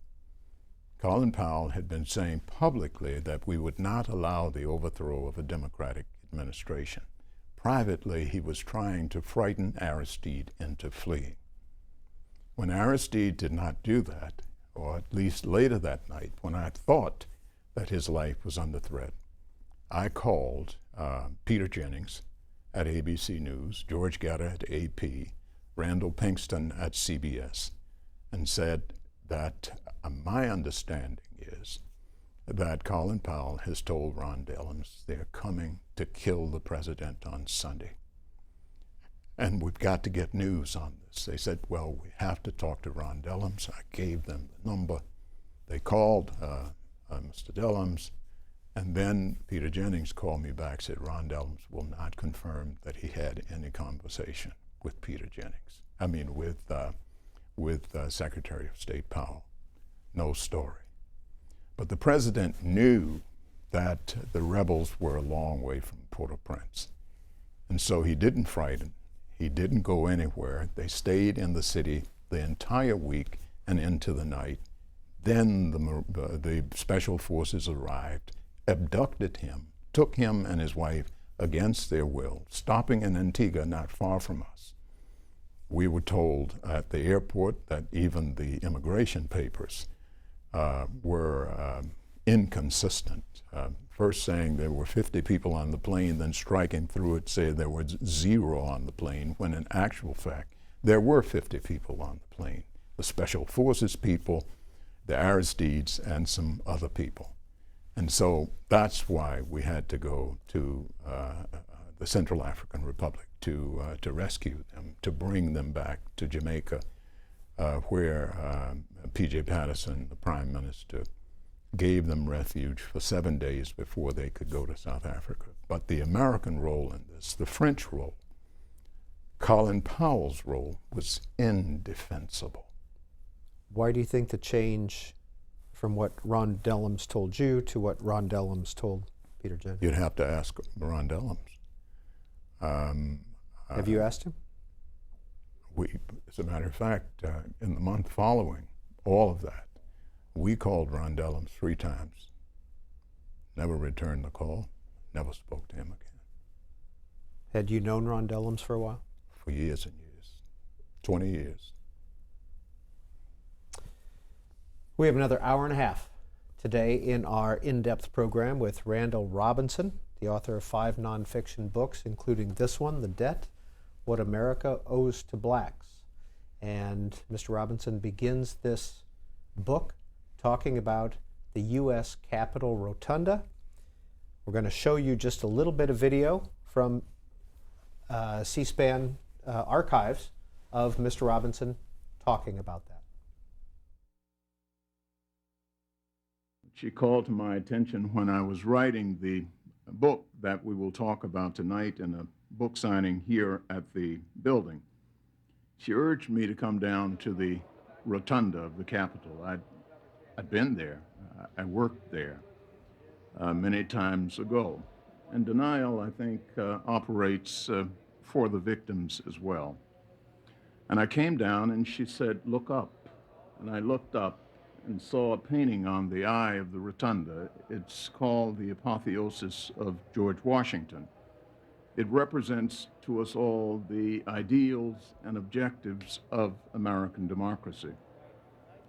George Washington is surrounded by 60 robed figures, all of whom are white.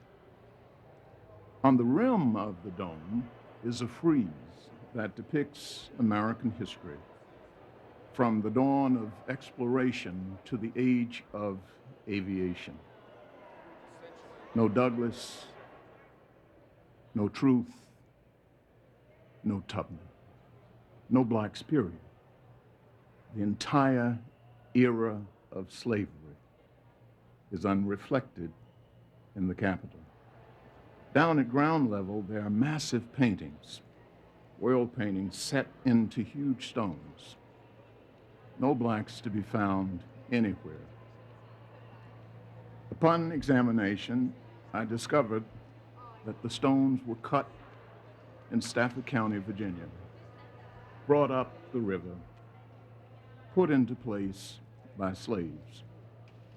That the Statue of Freedom that sits atop the dome of the Capitol was cast, disassembled, reassembled, and hoisted to the top of the Capitol by slaves. The forest between the Capitol and the White House was cleared by slaves. But not a tablet, not a monument, not a museum exists to commemorate the victims of the American Holocaust.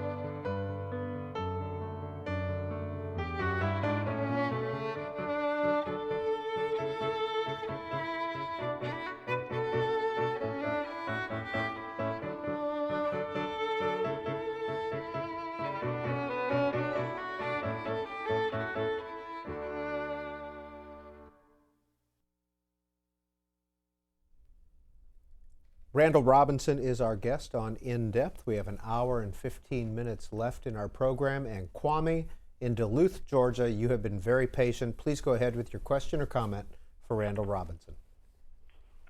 Thank you so much, Randall Robinson and C-SPAN. Bear with me. I have 3 questions for Randall Robinson. First of all, Randall, I've been a passionate follower of your work with Trans-Africa, and I really want to thank you for your struggle and all the things that you've done for black people all over the world. Thank you, Kwame. All right, now, with my question, the first of my questions, my 3 questions, is question number 1. What are your thoughts about imperialism as a philosophy? Your work for human rights for black people in America and all over the world highlights many egregious violations of human rights by the American Empire. Is this any different from how the Roman Empire or any other empire in history has mistreated conquered peoples? Kwame, if you could, very quickly, your second and third questions, we'll try to get to all 3. Okay, the second question, what are your thoughts about the U.S. role in the overthrow and murder of Gaddafi in Libya? Okay. And then the third question, is, as a radical Democrat, what are your thoughts about Kwame Nkrumah as a great Pan-Africanist and philosopher king of Africa, because he faced a situation in Ghana that he declared himself president for life as a necessity against Western imperialist efforts to do anything to remove him through his adversaries in Ghana. Thank you very much. Kwame, are you originally from Ghana? Yes, I am. All right. Thank you for calling in, and thank you for holding. Randall Robinson, imperialism, comparing it to the Roman Empire. Well, we have, the United States has a military footprint in over 90 countries. One of the reasons that we are so resistant to ratifying the International Criminal Court is that we don't want to see a circumstance under which any American might ever be hauled before the International Criminal Court and for anything at any time. And so for countries that don't have that kind of exposure, that are not involved in a number of wars at the same time, and are not involved with so many countries in a military fashion, they don't have the same risk that the United States has. And so I think it describes what we're doing. We're interested in, after World War II, in opening the world for American trade and American products, and to develop those markets for Americans and American businesses to do what we need doing. That takes on some of the earmarks of empire. And so I think it is a fair description to say and to call it an American empire. I don't think that the comparisons to the Roman Empire are perhaps so apt because the times are so different. But do we use the military to accomplish some of these objectives? Probably. Are we interested in profits? Yes. We tolerate human rights crimes in China, and at the same time we try to crush Cuba. Cuba doing the best it can to develop its healthcare system under the American embargo, had almost no catheters of any kind and other kinds of medical equipment, and there were certain surgeries in Cuba that were made impossible because of the American embargo, and children were dying in Cuba for that reason. Nonetheless, we continued to throttle Cuba, but we would never consider doing such to China because it would not be in our interest to do that in China. Oh, your second question was? U.S. role in the killing of Muammar Gaddafi. Well, I think that's, I think that was unfortunate. That I never believed or never wanted to send the U.S. military to South Africa to right wrongs. I thought that would have been a mistake there, and I thought it was a mistake in Libya. I don't think that's the way to build democracy. And any time you create the downfall of either a tyrant or a democrat through undemocratic and military means, you find the restoration of order and tranquility a very difficult thing to accomplish. And so the problems follow you in those cases.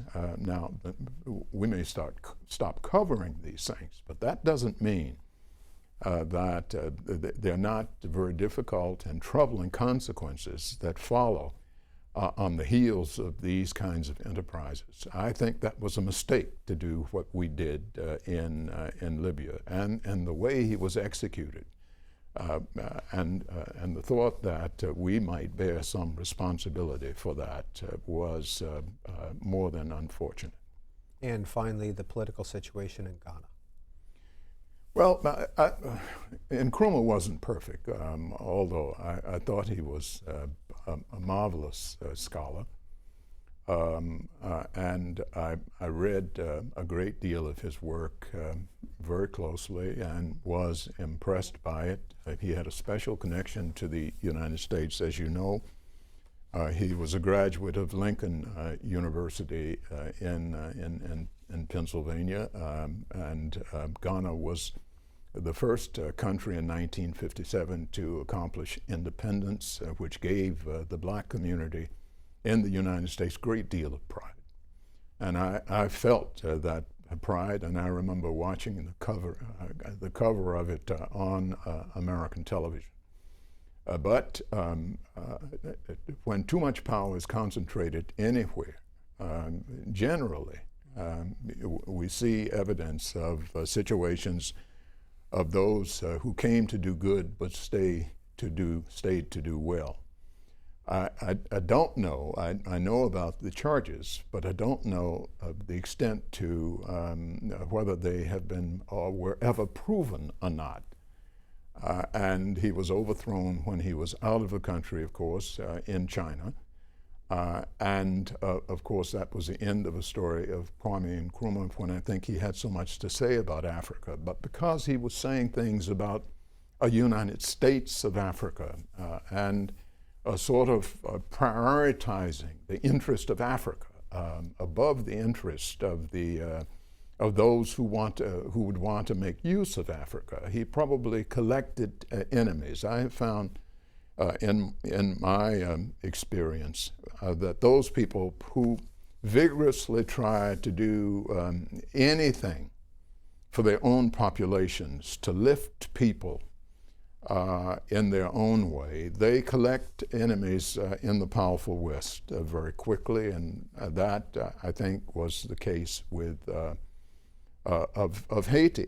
Senator Chris Dart said when all of this was going on that President Aristide had gotten himself crossways of moneyed interest in Haiti, that the people who wanted the money, who had enormous sums of money. The Canadian ambassador there said he'd never seen such wealth, all concentrated in Haiti in white hands, a Haiti that looks very much like the old South Africa looks. That's the part that we don't see from the outside, that Haiti is very much a race and class-based society. But here was a president who wanted to raise the black peasantry because that were the ranks from which he sprang, to lighten their load, to ease their misery by raising their pay from $1 to $2 a day.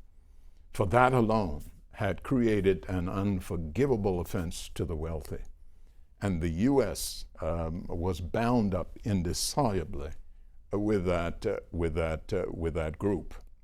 And so there was race and class that was attractive to the U.S. and to American money as well, who wanted to invest in Haiti and in the sweatshops that didn't want any minimum wage raised above what it had been all the while. We are talking with author Randall Robinson, the author of 5 nonfiction books. In 1998, Defending the Spirit, A Black Life in America came out. The Debt, What America Owes to Blacks, 2000. And in 2002, The Reckoning, What Blacks Owe to Each Other.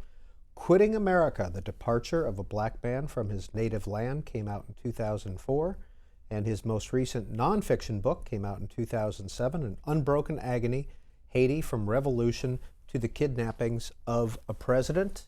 And Randall Robinson is also the author of this new novel, Makeda, which is a story of a grandmother who has had previous lives that she relates to her grandson, who wants to be a writer.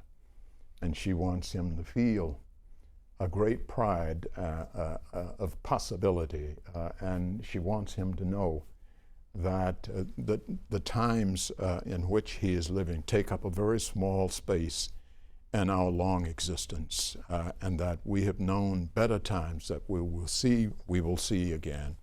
And she tells him of those times when we were in command of an Egypt that was the greatest nation in the world. Lots of Facebook comments that we're going to try to get to. Do you participate in social media, Twitter, Facebook, website, etc.? I have no clue. None of it. None at all. I think these things it must be generational. I'm 71, so. Well, you do have a website, RandallRobinson.com. Yes, I do have a website. That you have, and you can see all of Mr. Robinson's books on that website. That's right. So, but Sonia comments on our Facebook page. You just mentioned that we as a people do not have access to media outlets. However, we can have access to the largest media outlet, the internet. How can we encourage the harnessing of the potential power?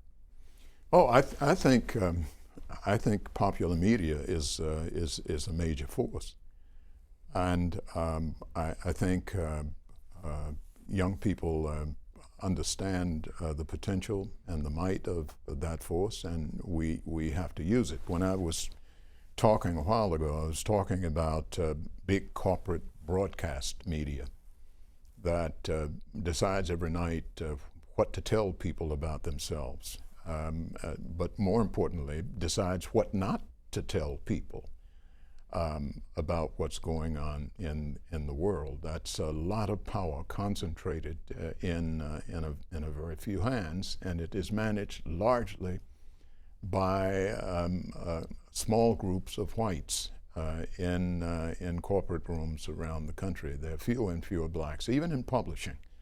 Editors have disappeared from the ranks of editors in the great publishing houses. It is more difficult to get serious books published by black authors than it had been.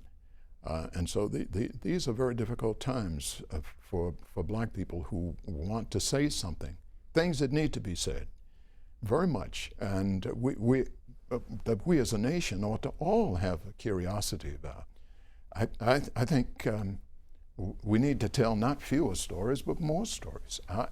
I want to know the Native Americans' story. I want to know about their wonderful music. I want to know about their culture, their traditions, their oneness with the earth and with the environment. I want to know about Latino American story. I want to know the story of the Southwest of America, the story of Texas when it was Mexico. I want to know all of that. I want to know the Asian American story. Now, that's what American history has to be. We have to know each other's stories. And we should know the stories of people who live throughout the world.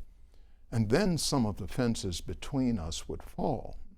We'd be less inclined to say that our concerns stop at our borders, that we should all be concerned about humankind, no matter where one lives. We are concerned about their lot, and we cultivate that concern when we know their stories. But we don't do that. Back to our Facebook page, Jack comments, "So happy to see and hear Randall Robinson on InDepth. Now, if we could just delete all the Heritage Foundation programs." And I read that because I wanted to ask you, we hear this often on C-SPAN, where people are only watching what they agree with. What's your viewing habit? What's your reading habit? Well, let me say this about C-SPAN, first of all. And I'd said it to Brian Lamb many years ago. This story is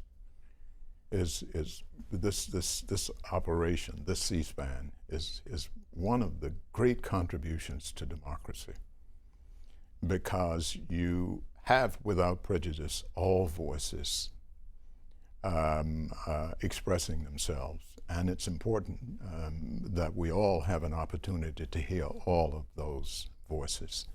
So I think that the Heritage Foundation voice is a voice to be heard. And I wouldn't even argue against a slice of life television offerings that one sees, as long as they're proportionate. If you're telling a story of a population, of the American population, then tell the story of poverty from Appalachia to other kinds of poverty. Tell it all. If we're talking about the less pleasant expressions from the American cultural range, let's cover the whole range, from top to bottom, from east to west, from north to south. Let's cover everything. Let's see the whole picture. But that is not what is happening. The way I see it, particularly in the black community, that's not what is happening. So I'm just saying that we have to have better representation in the room in which decisions are made about what to cover and how to do it, and how to apportion time and resources to each piece of that. We're not going in the right direction there. We're going away from that direction as far as I can see. In publishing, in the print industry, in television, in the whole thing, about some facility to get people to know what they need to know, not just in America, but in the entire world. We need to know more about the world, and so often we find that the world knows more about we do about them. When I got to Tanzania in 1970, I recall talking to a kid who was about 14 years old. His name was Godfrey Ngogoma. And he approached me in the street and started talking to me about Thomas Jefferson and Jeffersonian democracy. And I was stunned, because there were teachers I knew, and Americans generally, who couldn't find Tanzania on a map. They know more about you than you know about them. That's sad. Exceptionalism has cost us a knowledge of much of the world. It's almost, one can liken to your years in high school when you knew the kids who finished ahead of you, but you can't remember anybody who was in the class behind you. We happen to think that people, because they're poor, are less important. It's a sad state to be in. Gus, Facebook page. With all due respect, I think your words further entitle many blacks to find excuse instead of getting to work and doing better. We all have our injustices to overcome. Sir, you're speaking of 200 years ago. Let's objectify this for a second. Let me use UN human rights language. Let's say the criteria were not just race, but race, color, religion, gender, nationality, political opinion. You take any one of those and say, we're going to select out people from this category by gender or by religion or by nationality or by political opinion. And we're going to take all of those people that we can find, and we're going to enslave them for 246 years, and follow that with a legally enforced period of peonage in which you work for nothing, which is slavery by another name, and then follow that by legal segregation, and then take away their names, and then rename their group so that they're no longer Africans, but they become some strange, odd label Negroes. Whatever that is, or wherever that came from, they'll be known by that. And so they lose all their tradition, all of their mores, all of their yeses and nos about what to do and what not to do and how we do things from the dawn of time. And they don't know themselves anymore. It doesn't make any difference whether they're black or not. Take the caller. Take his profile. Do that to him. And see where his descendants fall after 2.5 centuries. It has nothing to do with any particular race. It would happen to anyone treated in that way. Now, this is not personal. I'm not saying that anyone has a responsibility, any individual has any responsibility for what began to happen a long time ago. I'm saying our government is corporate. It's an institution.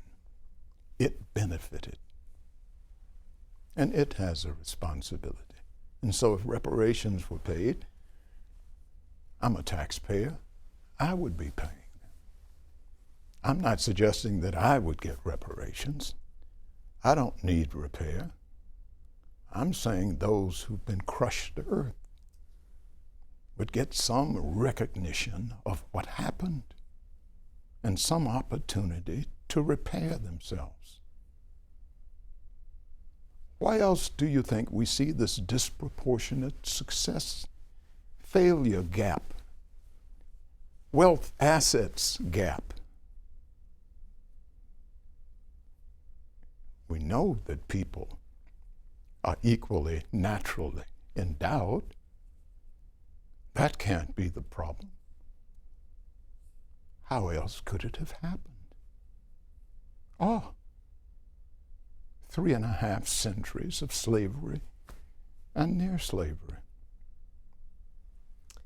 In your first nonfiction book, Defending the Spirit of Black Life in America, you write, though it is no longer fashionable to say it, I am obsessively black. Race is an overarching aspect of my identity. America has made me this way, or more accurately, white Americans have made me this way. You go on to write that in the autumn of my life, I am left regarding white people, before knowing them individually, with irreducible mistrust and dull dislike. That's right. When I was a little boy, I remember at the age of 5, people started to talk about race. I thought it was absurd. I couldn't distinguish one from the other. People are people.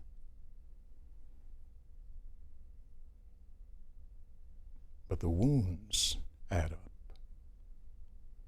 As I say, they register beneath the surface. And while things are forgotten in the conscious mind, they're remembered in other places. And so this question about what I wrote then has to do with an involuntary reflex that one is a member of a group that did horrible things to me and to my mother and to my father and to everyone I knew.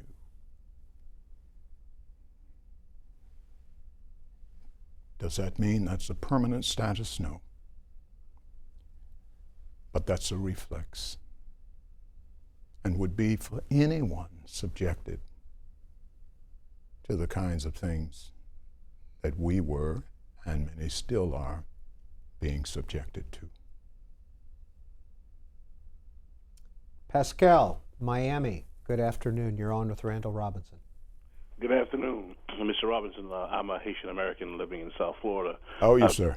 Yes, I am. I've been a follower of your work for quite a while. As a matter of fact, you came to my undergraduate school, and when I was in college during the South Africa protests, and spoke with your work in Trans-Africa. And I remember you vividly at that time. That was in 1986. And I have 3 questions. But my first question to you is, currently we have the first black president that is being celebrated by, America and many people in our community. And I want to ask you, as a former head of Trans-Africa, how do you feel about the fact that our first black president currently is sending American troops into 35 African countries, and that there's almost a complete silence on the part of the black intelligentsia and the black political elite in that regard, and to the point where they would actually be astonished by the fact that someone with the track record and the amount of blood on her hands, African blood on her hands, Susan Rice, would not be appointed Secretary of State, considering the history she has related to the African continent, particularly in the Congo, Rwanda, and I'm sure you're well aware of that long, extensive, damaging history. Pascal, your other 2 questions for Mr. My Robinson? other question is regarding Haiti. The fact that our current relationship with Haiti basically is, basically we are outsourcing our rulership of that country to NGOs and all these other corporations, all these other entities. What do you see as a possibility in this current situation to resolve that difficulty in terms of the America basically having destabilized Haiti for the majority of the 20th century? And what could be done? I know earlier you said that we should just leave it alone. And frankly, I wish it was that simple, but I don't see that as being a reality. And did you have one more? My last question is that how can we possibly awaken the spirit of not so much the black underclass, but the black elite and educated who have become, particularly in this political age, so complicit in the silencing of any dissent from what is happening in the world and domestically facing our people and the people throughout the country who are suffering under the policies of our current administrative regime. Thank you, Pascal. Maybe I should start with Haiti. When I said that perhaps we should just leave it alone, I meant alternative to what we have done for 200 years. Even Frederick Douglass couldn't puzzle out why we had been so hostile. The speech he gave in Chicago to the World's Fair in the 1890s was a speech that would be appropriate now. As a matter of fact, when he was talking about the Haitian president, it sounded as if he knew President Aristide and knew what had befallen him. But that is standard fare from the U.S. over the last 200 years. And why? What distinguishes Haiti from the rest of the Caribbean?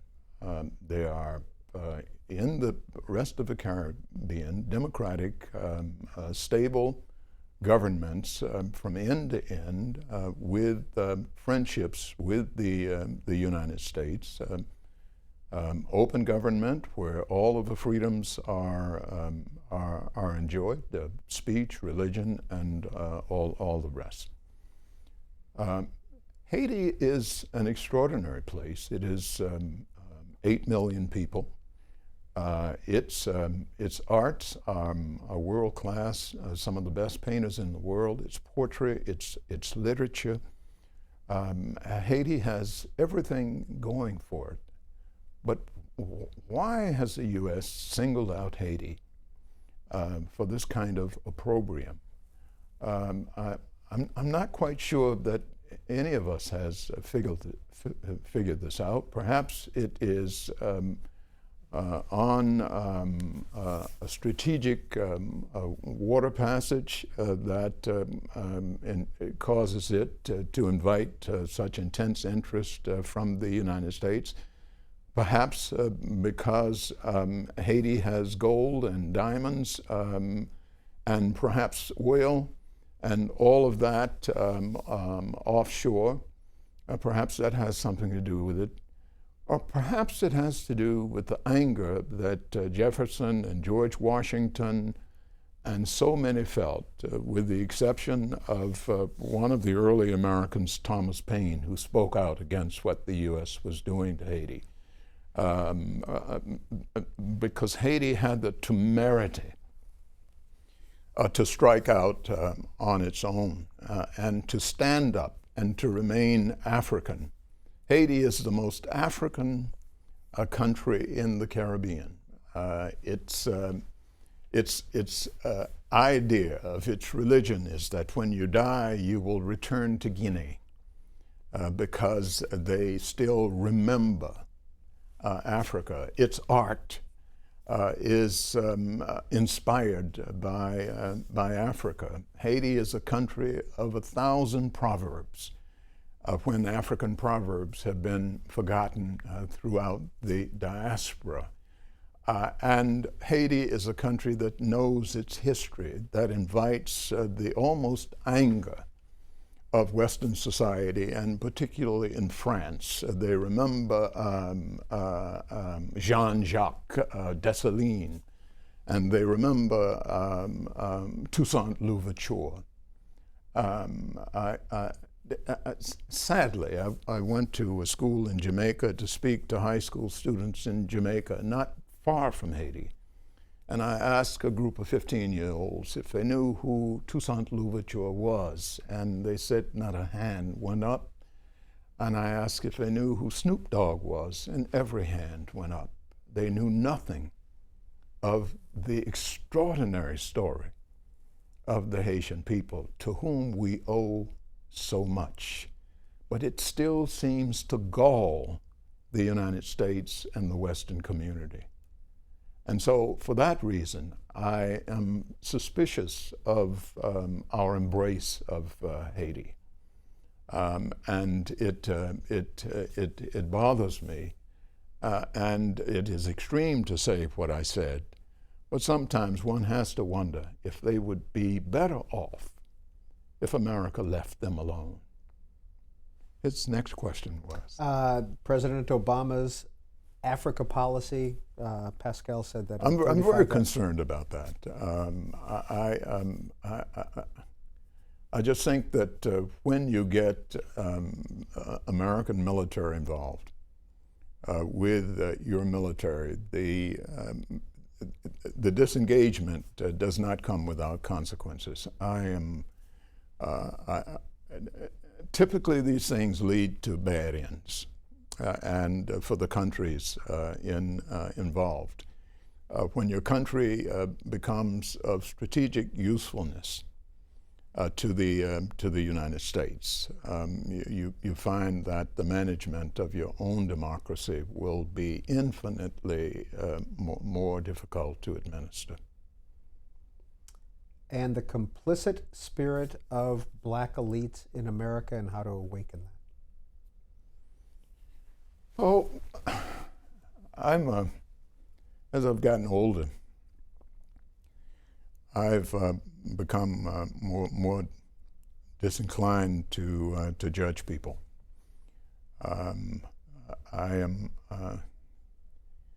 The judging I do is I try to make it of myself usually.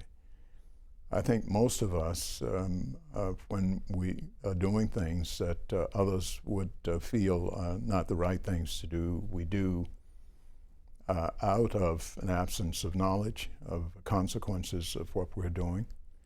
I think most Americans, irrespective of race, know very little about what goes on in countries around the world in response to American policies, American opposition, American aid, American involvement. And often these things, it is not a constructive relationship or not in the country's interest, but you don't know because you're just ill-informed. And there's very little in America that would afford you opportunities to be well informed. We demonize the UN usually. Even Winston Churchill, at the UN's beginnings, said that it is better to jaw than war. And so the UN is a wonderful opportunity for the entire world to gather, to disagree, sometimes raucously, in what is not a neat process, but a necessary process to resolve disputes. We ought to embrace it.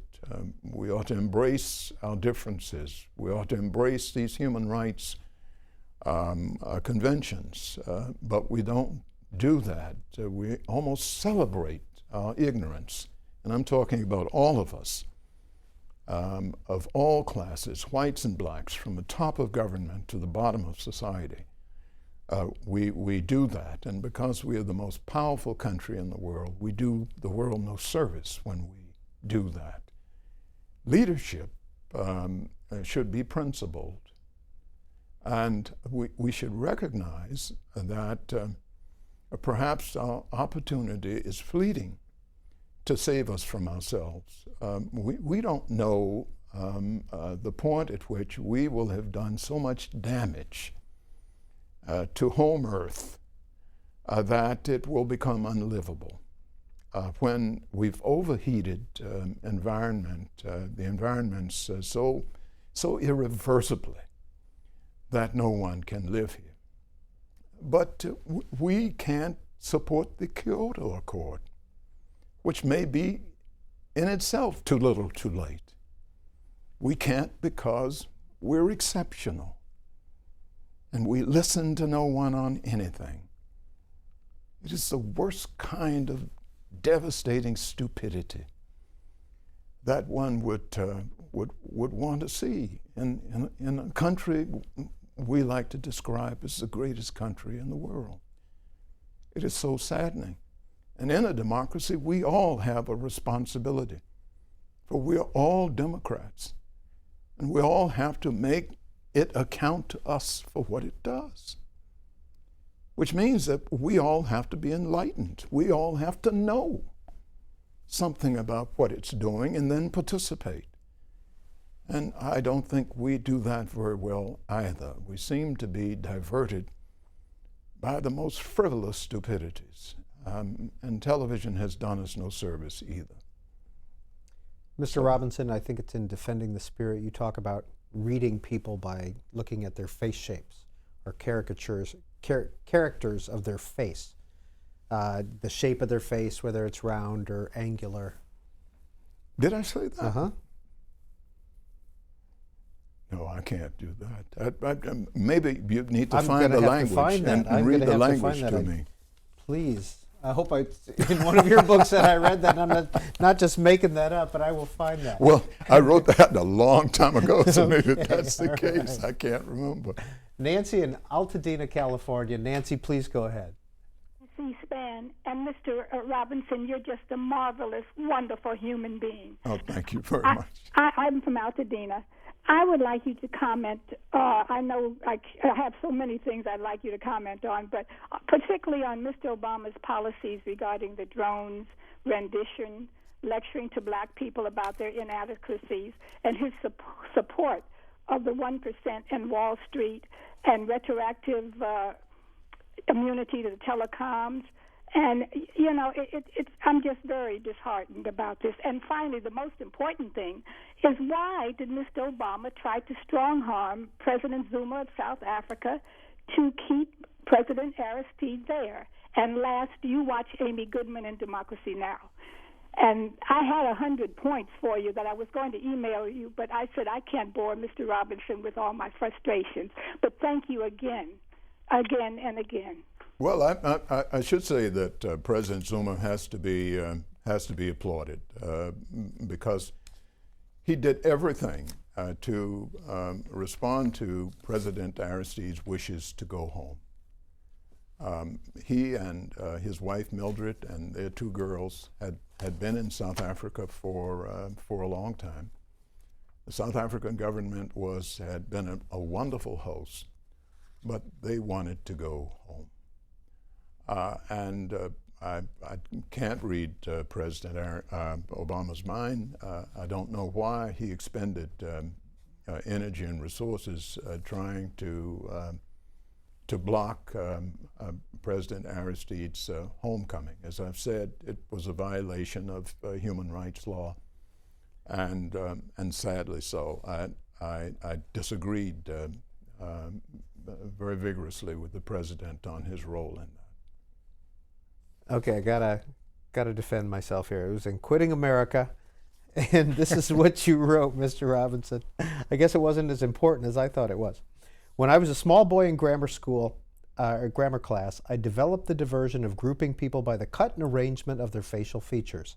Some faces were constructed of eyes, mouth, nose, chins, cheeks, and skulls that were vowels. A smaller number of faces bore only the shapes, planes, and angles of consonants. The vast majority of faces, however, fell sway to nature's vast and comical disposition to mix and match. Vowels were rounded shapes, while consonants were straight lines that cornered. Vowels were warm, consonants were cold. That's very true. That's very true. Yes, I wrote that. And I felt that way, and I thought everyone did. That before that first impression is overturned by access and knowledge, that the faces that seem to deliver certain messages, they're faces that have aquiline, sort of straight, geometric kind of slashing exactness to them that give you the impression of precision and rectitude and scientific perfection and all of that. And then they're round faces with soft features that are warm and fuzzy that seem to suggest something else, all of which is totally illogical and makes no sense once you get to know the person behind the faces. But this was a child's game to see how often I could come close to the truth in my reckonings, and I don't know how well I did. Do you think there's any chance of a science behind any of this? I have no opinion on anything except the fact that I did read it in one of your books. That's all I care about right now. Bridget posts on our Facebook page. I am writing this for Gene Adams, who is a 76-year-old black man who has followed you in your brother's career. He would like to know where he can get a picture of you and your brother. Bridget goes on to tell Mr. Adams' story, born in Louisiana, raised in Watts, still feels there is injustice in America. And besides the picture, Bridget concludes it this way: America talks about the founding fathers as if they were not slavers who also sold their black children because of the color of their skin. What country has moved on with total equality for blacks where a man can be a man? Well, many countries have. One of the great comforts about living where I live is that I don't feel the burden of that. That social mobility is quite accessible on St. Kitts, and it is a wonderful space and a wonderful democracy, and it shows what great qualities can come to small places. I don't know how to answer that question about America. I do think that that power, as Frederick Douglass says, power concedes nothing without a demand, never has and never will. It is probably true that advantage once gained always expresses itself in an effort to maintain itself. And people then learn not to know each other so as to be able to dismiss people's sufferings that they have relegated to another place unseen to them. And so perhaps that's what happens. I can't begin to guess what it's like on the other side. I used to wonder when I was a child why these people were being so cruel to us. And what must they be like? I remember when I took some groceries, when I was a 15-year-old grocery boy,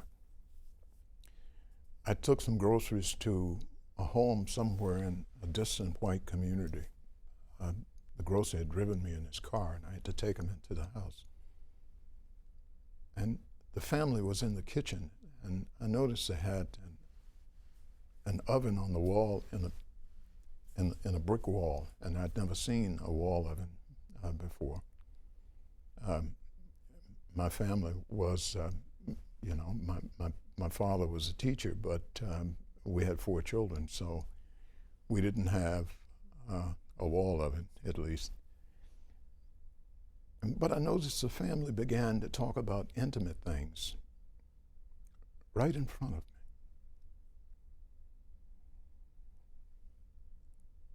And I was insulted by it because they spoke of these things as if I weren't there. I was invisible.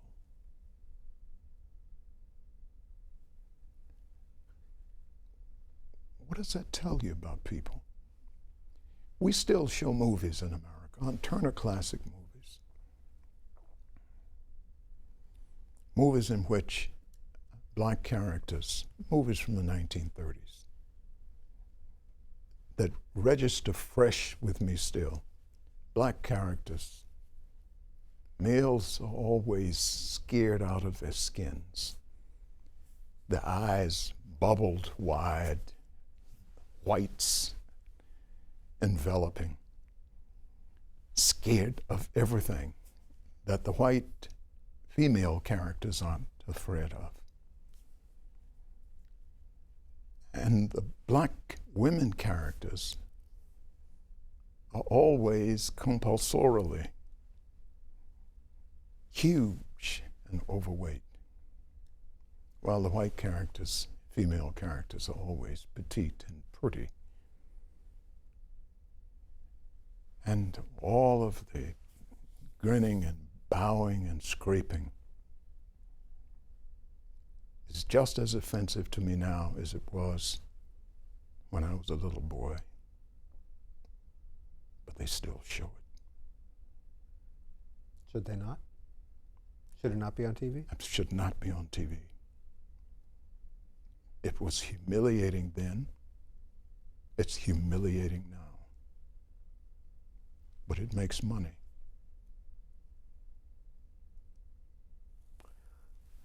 Laura tweets into you, Randall Robinson, Bush started the AIDS program in Africa. The one good thing he did foreign policy-wise. The AIDS program? I suppose I would concede him that. I don't know what else to say about President Bush. I don't think he was concerned substantively about a great deal of things, and certainly not about black issues. And so I'm at a loss for words to comment beyond that about Bush. Rodney in Baltimore, please go ahead with your question or comment for Randall Robinson. Yeah, hi, Mr. Robinson. How are you? I'm okay. It's a pleasure and honor to speak with you. The reason I was calling is about black wealth disparities due to the American bankster system, where we lost most of our wealth and assets due to fraud in the housing sector and lower wages and employment. Under the Obama administration, why is it that African Americans are doing worse under his administration more than the, I could say, previous 4 administrations? Thank you. Well, the the unemployment among blacks is now 16+%. And so whites are doing marginally better. Blacks are doing significantly worse.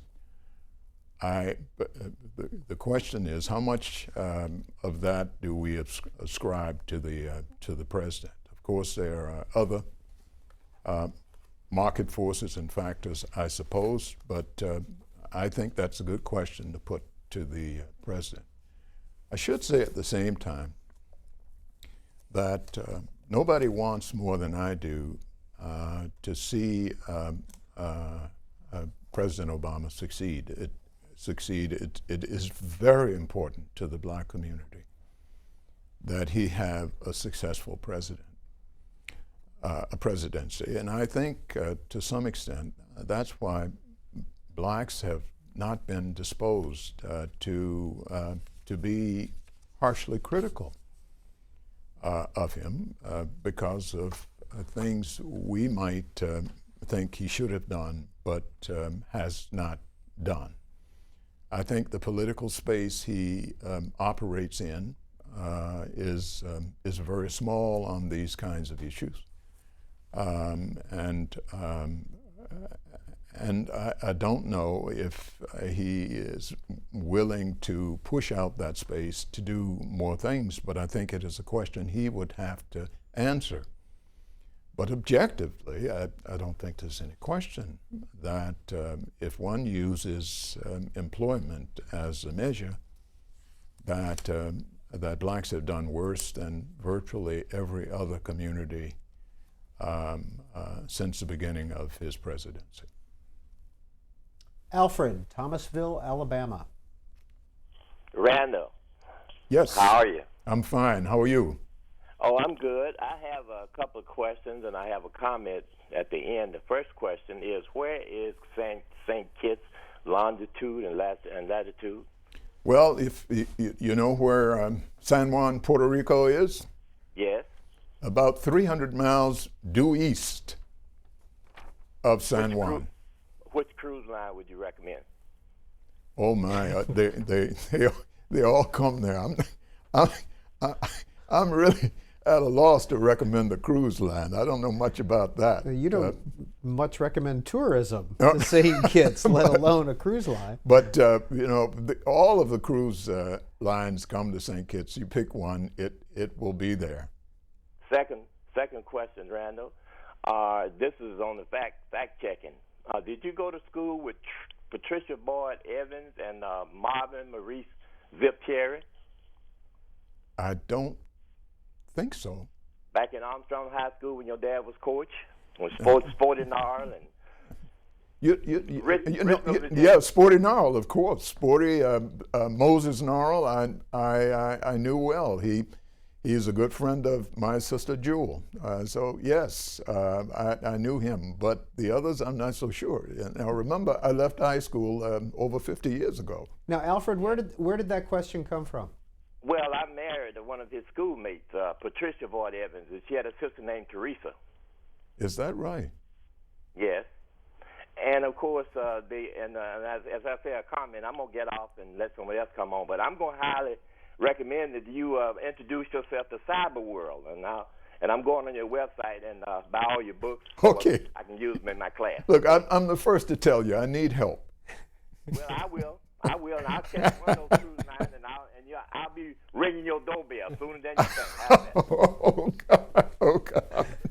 Thank you. That was Alfred in Thomasville, Alabama. Speaking of your website, Mr. Robinson, I forgot. Bridget had asked for that gentleman who wanted a picture of you and your brother. Is there a way of contacting you via your website? A picture taken together was taken by Ebony Magazine a long time ago. They in the studio in Chicago, they did several pictures of us. I don't have a copy of one of them, but presumably perhaps online. They still have them in their files, and Ebony that Magazine could be explored through Ebony Magazine. Okay. Defending the Spirit, August 1982. Just want to read a couple lines. The family is also worried about Max. He has become rich and famous. but he is not happy. He is a journalist, but he reads the news, and he is not pleased with himself. He wanted to do more than that. He wanted to cover conventions. He wanted to comment. He wanted to interpret the news, and he was being asked to accept the role of reading copy. He wasn't happy with that, no. When did he die? Let's see. The year, it's been about 20 years now. He died when he was 49. Of AIDS? Of AIDS? Of AIDS, yes. And you write about AIDS in some of your books and where it originated and how it began. What are your thoughts about AIDS? Well, you know, it's terrifyingly prevalent in poor communities globally, and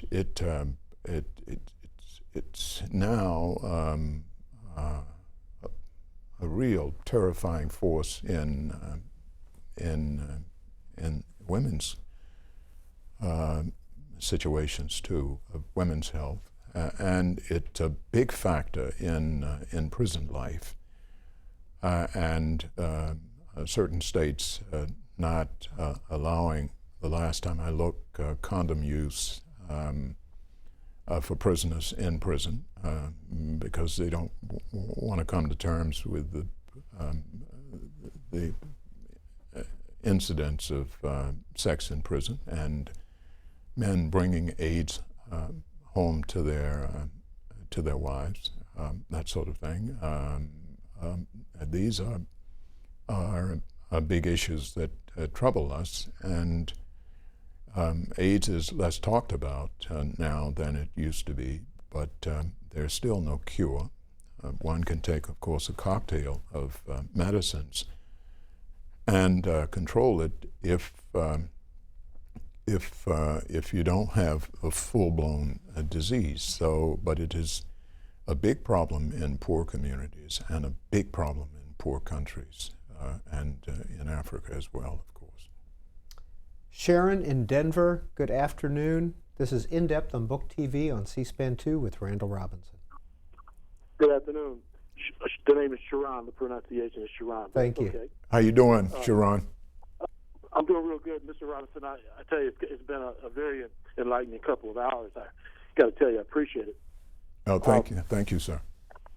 Also, and I want to point out what a brilliant response that was that you gave to the gentleman a little bit ago that made the comment about us, to paraphrase, still whining about some things that happened to us a couple hundred years ago.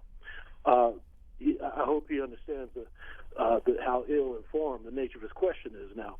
But kind of tying into the reparations issue, I wanted to get your take on what has happened over the last 10 or 12 years under the auspices of foreclosure.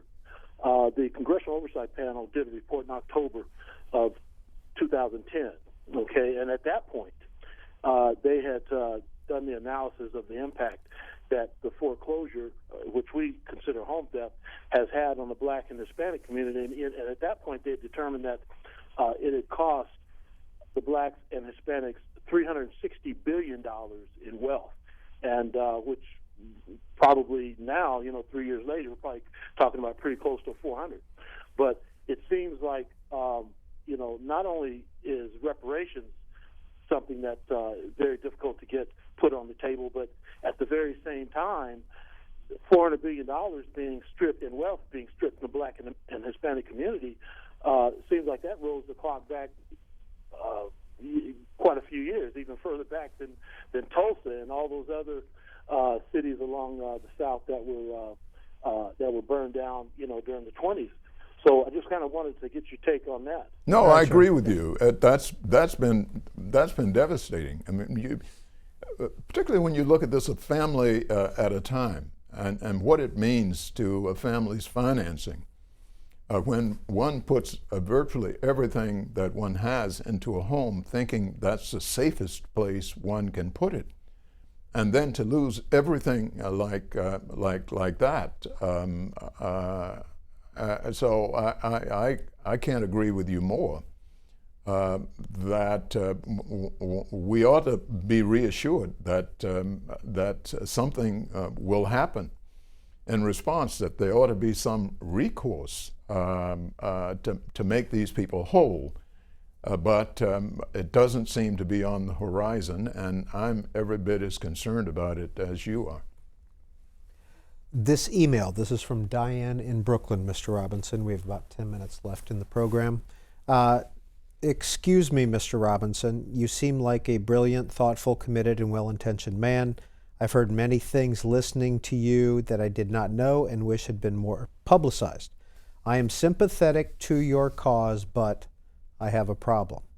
My question is this: how can you expect to ever produce a generation of black youth psychologically capable of overcoming the terrible wound inflicted upon your people when you keep picking off the scab, when you keep passing on to your children the victim mentality to which I am sad to see you still maintain allegiance?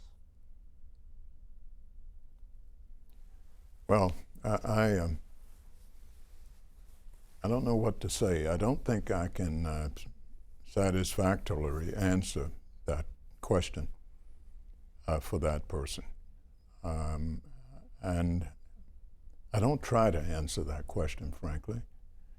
I think those who have endured, and those who have been wounded, and those who are in trouble know what I'm saying, and they understand it.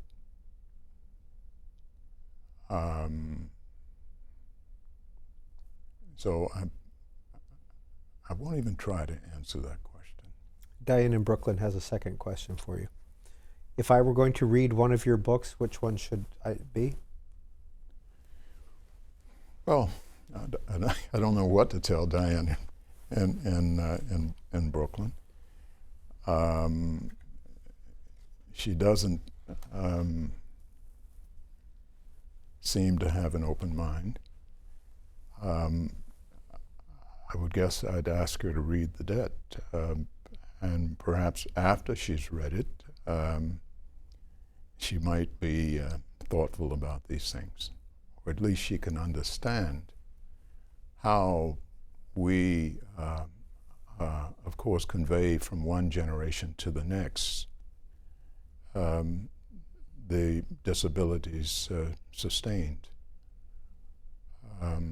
Everything we do, we come by from our parents, for good or ill.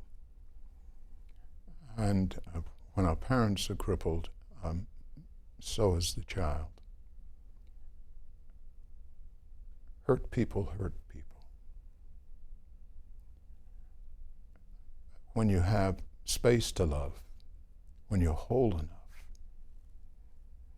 you always begin by loving yourself. To love yourself, you have to know your story.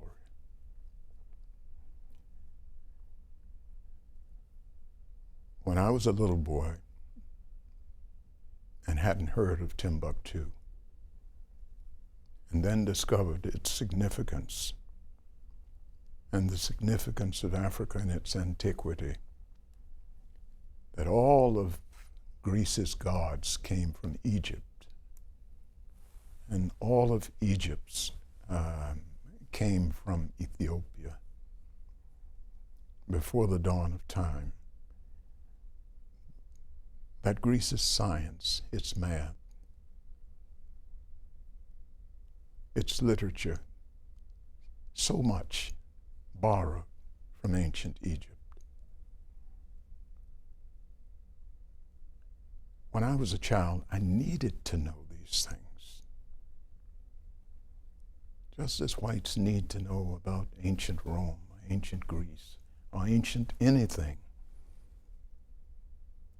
that people who look like them accomplished in antiquity.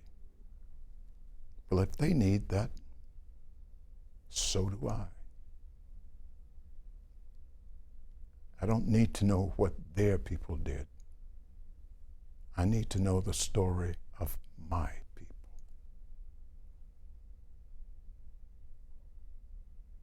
Heidi, Freeport, Maine. Please go ahead with your question or comment. Thank you so much, Mr. Robinson. I so appreciate all the work that you've done for against apartheid and whatnot. As a Berkeley alum and a fan of not just a fan, but a friend of Danny Schechter, producer of, I think the title was Africa Today, I'd like to know about how you feel that music played in the fall of apartheid, and what you think about the current endeavor Bill McKibben and his 350.org is embarking upon by calling for a divestment in oil companies from investment portfolios. Well, I should, when you mentioned Danny Schechter, I haven't seen Danny in a sum of years now. When I was in law school at Harvard and we had taken over the president's office at Harvard for a week. The president was a good friend, Derek Bach, who vacated his offices, and 30 of us stayed in the administration building for a week protesting Harvard's holding of Gulf oil shares in its portfolio because of what Gulf was doing to assist Portugal in its war making against Angola and Mozambique and Guinea-Bissau's effort to win independence from Portugal. And Danny was a real a stump speaker on these issues at the time. I think a disinvestment is always a good tool to use in trying to win social goals.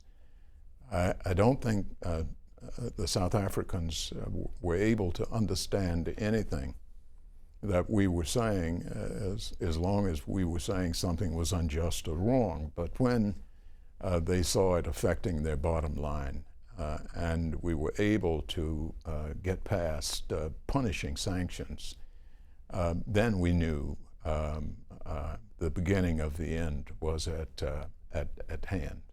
And so I always think that economic strategies are good to employ. At the time, we were being told all the time that what we were suggesting wouldn't work. Chester Crocker, then the Assistant Secretary of State for Africa, was saying that constructive engagement was the best way to go forward, to simply talk to the South Africans about being nicer. And we said, well, that hasn't worked, and you've tried it for a very long time. Let's try something new. And the moment the sanctions were passed, and the moment the bottom line was affected, South Africa began to become a new nation and a new society. I think that can happen on so many matters you're trying to change. Mr. Robinson, why did you not accept the honorary degree from Georgetown University that you were offered? Because that you planned on getting? I got there that day. George, what's his name? Tenet. I opened the paper that morning and found out that I had come all the way up from the Caribbean to accept it. I was deeply honored. A black member of the Georgetown administration had worked so hard to make this possible, and I was profoundly honored. And I got up that night and opened the paper to see that George Tenet was to be honored. He was, of course, instrumental in making this illegal and immoral war in Iraq. The site of the blitzkrieg bombing of Iraq, and thinking about innocent civilians beneath all of those bombs that lit up the night that the war of the U.S. against Iraq was opened. And justification of a spate of lies before the United Nations to make this possible with the fig leaf of Security Council cover. was outrageous and despicable on my part. And he was at the very center of it. And I just thought that the value of the honorary degree from Georgetown had been lost for me. And so I came up the next morning to meet with the Georgetown people to tell them that I couldn't accept it, and caught a plane and went home. Kathleen in Melville, New York, we just have a couple minutes left. Thank you. It's my great pleasure to speak with you, and it's been a very deeply moving and inspiring time listening to you today, and I'm sure for most, if not all, of the audience. Thank you, Kathleen. Thank you. Okay, my question is, my husband and I own property on Nevis. And, is that right? Yes, so we're kind of neighbors. I was wondering if you'd comment a little bit on the political situation in St. Kitts and Nevis. Of course, you know about the International Monetary Fund and many other things going on there. I would appreciate hearing your view, and maybe we'll meet one day. Of course, paths tend there. I hope so. Well, I hope so. We've met all of the International Monetary Fund requirements. The governing Labor Party has reduced the debt of the country almost by half over the last few years. Our democracy is an energetic one that people say many things in the public square as the parties fence with each other, but it is healthy and it is open and it is free, and I have really enjoyed the great privilege of living there, given to me by my dear loving wife Hazel, to be a participant in the process of her wonderful country. And finally, we have about a minute left. Tad in Indiana, how many African heads of state have you personally met in the last 20 years? And the post-Cold War or post-1990s leaders, which ones impress you the most, and which ones have disappointed you? Oh my! I think it's impolitic to answer that question because I'm not in politics. I don't have anything to lose, and I've always felt that somehow I ought to be hell-bent to say exactly what I think. But I will not say things when people have accorded me an opportunity to meet with them. I will not say things that will be offensive to those people later on. I've had my feelings hurt before, and I know what it feels like, and I don't think that's useful to do. And we're going to close the program from Quitting America. Randall Robinson writes, I tried to love America, its places, its well-ordered marrow, its surplus appurtenance, but I could not love a place. I could not love things. No one in good health can. Imagine a world of material wealth devoid of people. What's to love? Nothing. I tried to love America, its people, the dominant majority, their depiction of me, their treatment of mine. I have tried to love America, but America would not love the ancient, full African whole of me. Thus, I could not love America. I had come to know too much of her work. I tried to love America, its credos, its ideals, its promise, its process. But these things could mean no more to me than they had to those who had conceived them, written them, recited them, and ultimately betrayed them. Then I stopped trying to love America. I have not despaired the moment, for with it has come a measure of unexpected contentment. It settled upon me like an ancient ancestor's ceremonial robe, warm and splendid and as old as time, mislaid but valued all the more for its belated retrieval. Randall Robinson, thank you for being on InDepth. Thank you for having me.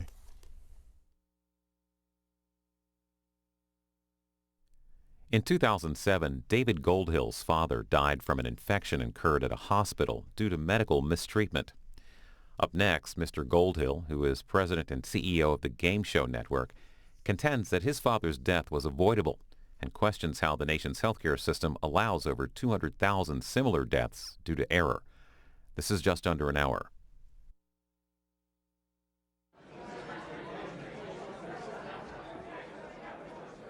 Hello, everybody.